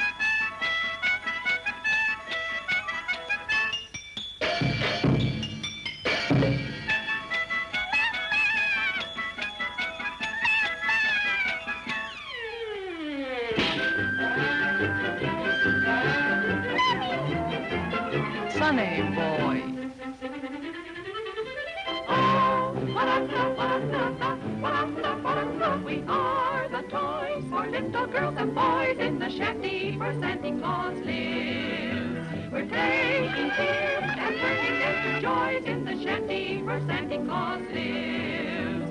We give the world just like we used to do. You make a wish and have that wish come true.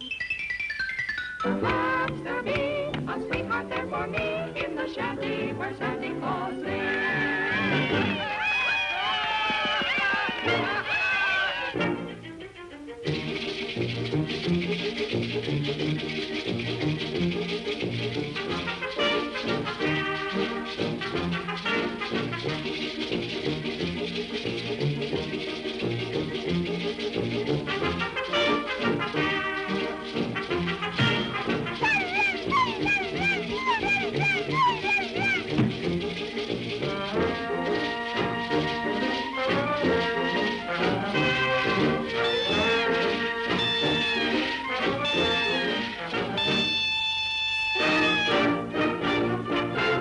Hello, everybody.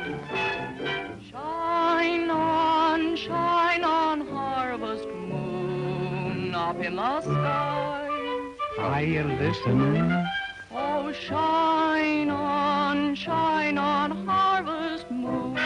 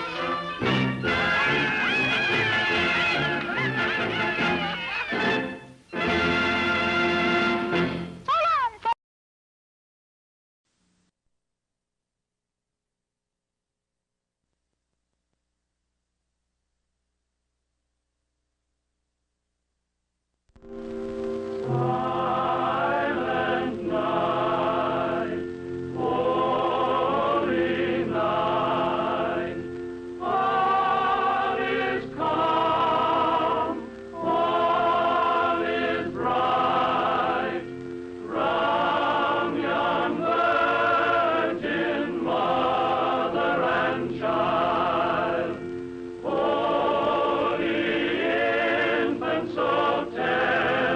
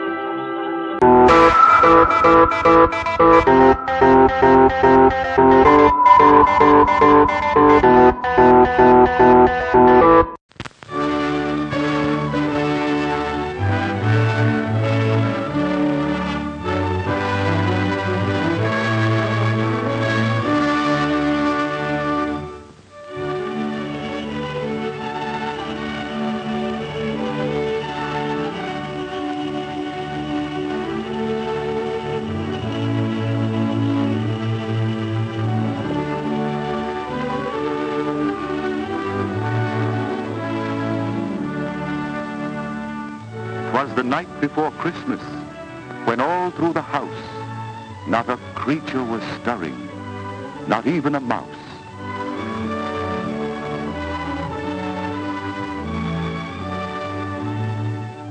The stockings were hung by the chimney with care, in hopes that St. Nicholas soon would be there.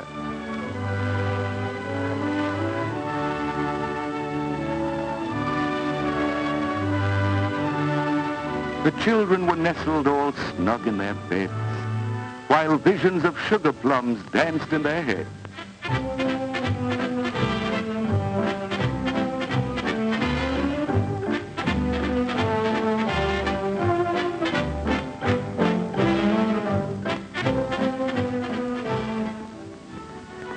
And Mama in her kerchief, and I in my cap, had just settled our brains for a long winter's nap, when out on the lawn there arose such a clatter. I sprang from my bed to see what was the matter. Away to the window I flew like a flash, tore open the shutters, and threw up the sash. The moon on the breast of the new fallen snow gave the luster of midday to objects below. When what to my wondering eyes should appear but a miniature sleigh and 8 tiny reindeer.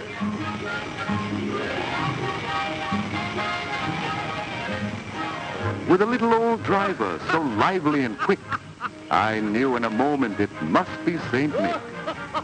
More rapid than eagles his coursers they came, and he whistled and shouted and called them by name. Now, Dasher! Now, Dancer! Now, Prancer and Vixen! On, Comet! On, Cupid! On, Donder and Blitzen! To the top of the porch! To the top of the wall! Now, dash away! Dash away! Dash away all! As dry leaves that before the wild hurricane fly, when they meet an obstacle, mount to the sky, so up to the housetop the coursers they flew, with the sleigh full of toys, and St. Nicholas too.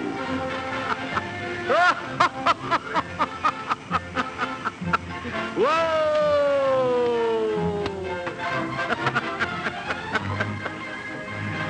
Whoa! And then in a twinkling I heard on the roof the prancing and pawing of each little hoof.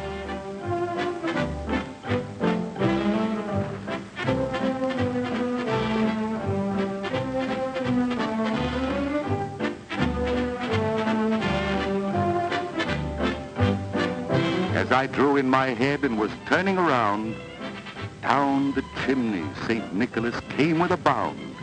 He was dressed all in fur from his head to his foot, and his clothes were all tarnished with ashes and soot.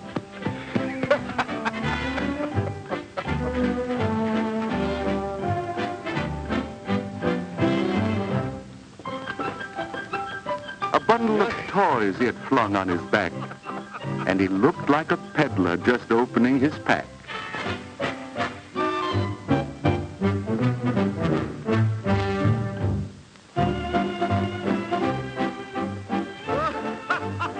His eyes, how they twinkled. His dimples, how merry. His cheeks were like roses, his nose like a cherry. His droll little mouth was drawn up like a bow, and the beard on his chin was as white as the snow.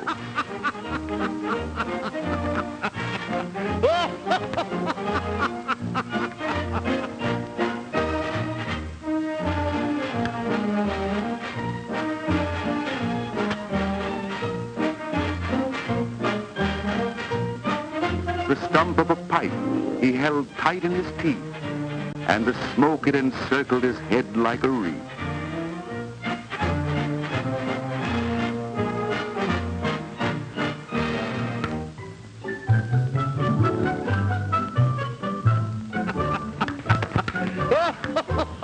He had a broad face and a little round belly that shook when he laughed like a bowl full of jelly.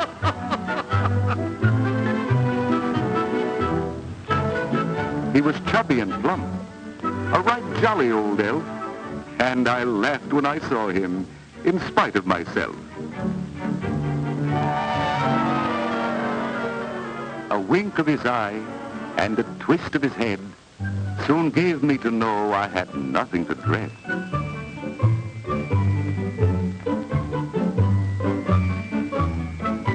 He spoke not a word, but went straight to his work, and filled all the stockings, then turned with a jerk.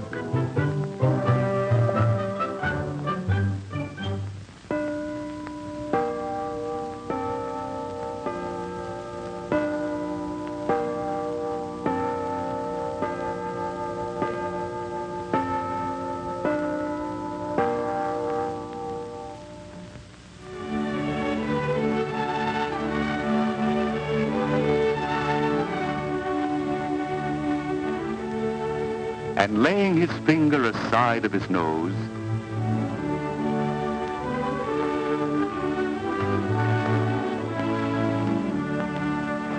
and giving a nod, up the chimney he rose.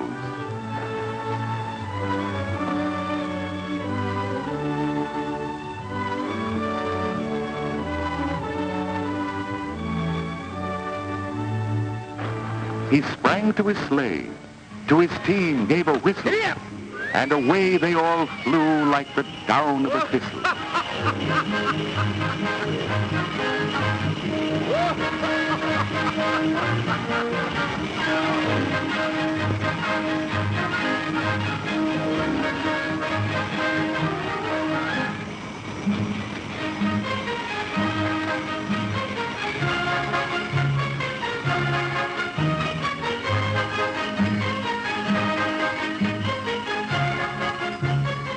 But I heard him exclaim, ere he drove out of sight,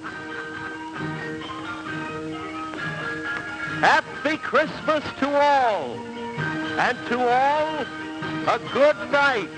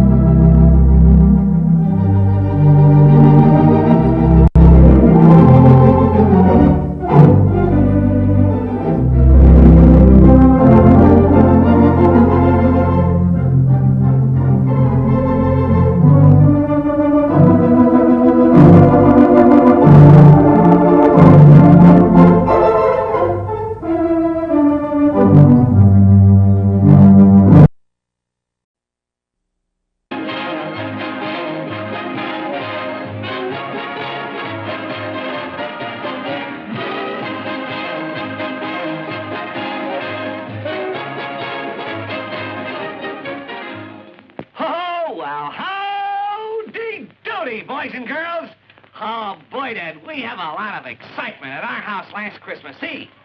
Boy, everybody was getting ready for the visit of Santa Claus. And Buffalo Bob was trimming the Christmas tree. And he was just hanging on the last decoration. Strings of fresh buttered popcorn. And Clarabelle the clown, he was helping trim the tree, too.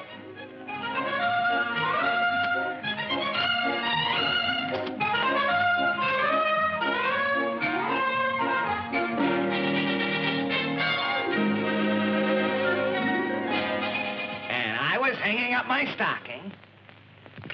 Well, how you doing there, Howdy? All finished, Buffalo Bob. Boy, I sure hope Santa Claus fills my stocking with presents. Clarabelle, do you want to hang up your stocking now?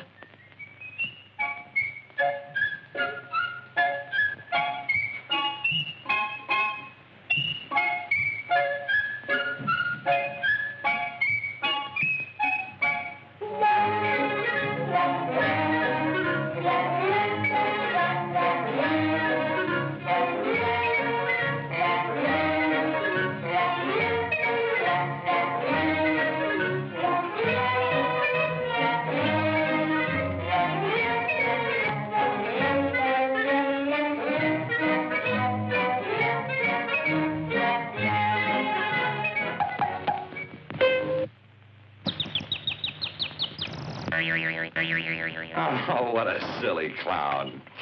Well, you'll find out if you're getting your bicycle pretty soon now, because it's almost midnight and Santa will be here any minute now.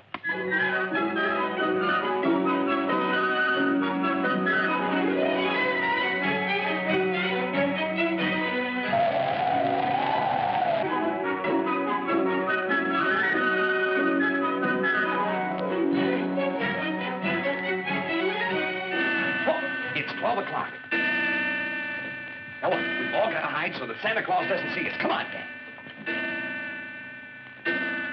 6, 7, 8. Hurry and hide, Clarabelle. 9, 10, 11, and 12.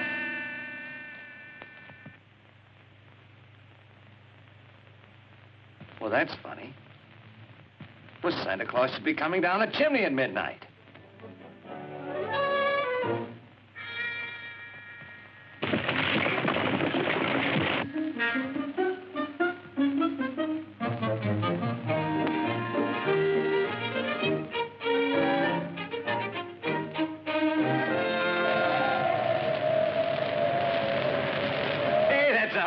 Neat trick, Clarabelle. Gee, Buffalo Bob, what do you think happened to Santa Claus? Well, Howdy, there's only one way to find out. Well, what's that, Buffalo Bob? Let's go to the North Pole and see what happened to Santa Claus. You mean right up to Santa's workshop? That's just what I mean. We'll take the Rockadoodle and we'll be up there in a jiffy. Come on, Clarabelle, you come too. Stop snowing, we'll have a great flight. North Pole, here we come.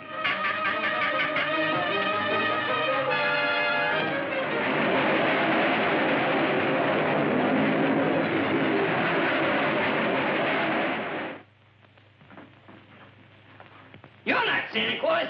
You're a bandit. Here, you see? Let me show you. There, see? But I tell you, I'm not the bandit. I'm Santa Claus. Yeah, go on. The newspaper says that the bandit has a beard. Well, you got a beard. And I happen to be ugly Sam, see? And I happen to be smart.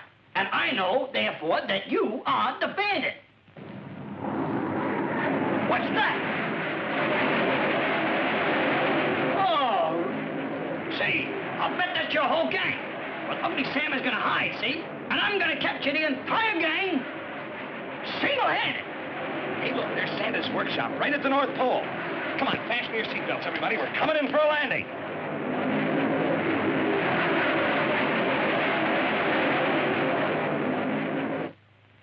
Ah, for you.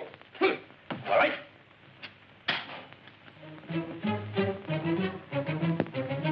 Well, here we are at the North Pole. Now to find Santa Claus.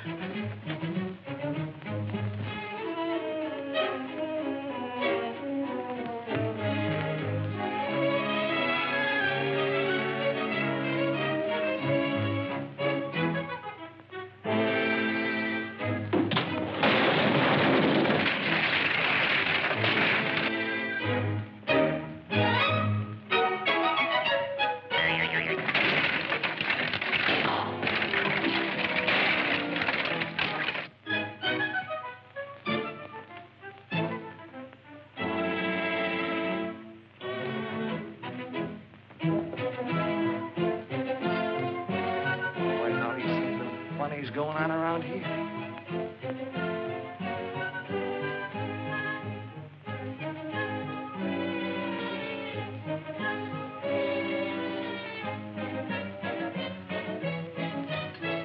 I got you, bandit gang. And away we go. Run, Clarabelle, run. Hey!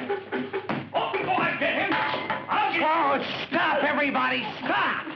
What the hell am I to tell? Where is my food and where's my lunch pail? Oh, I'll get you out, Santa. I get you out! Oh, no. Let him in. I'll get you.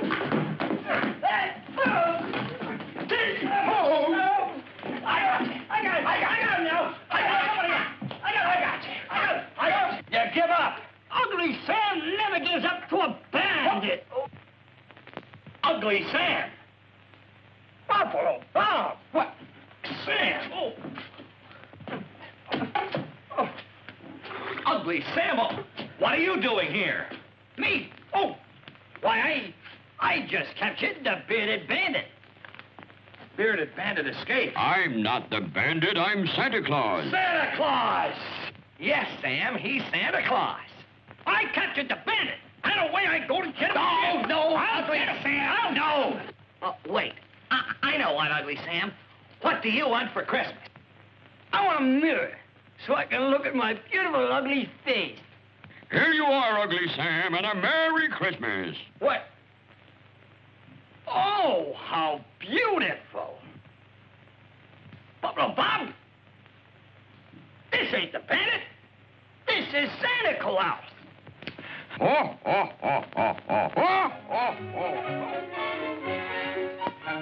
Well, it was nip and tuck, but everything worked out fine.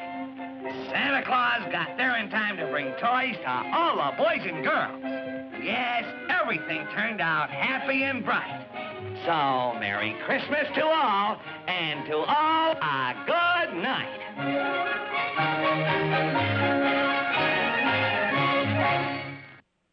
Old lady, I-O. That's Hard Rock and Coco and Joe.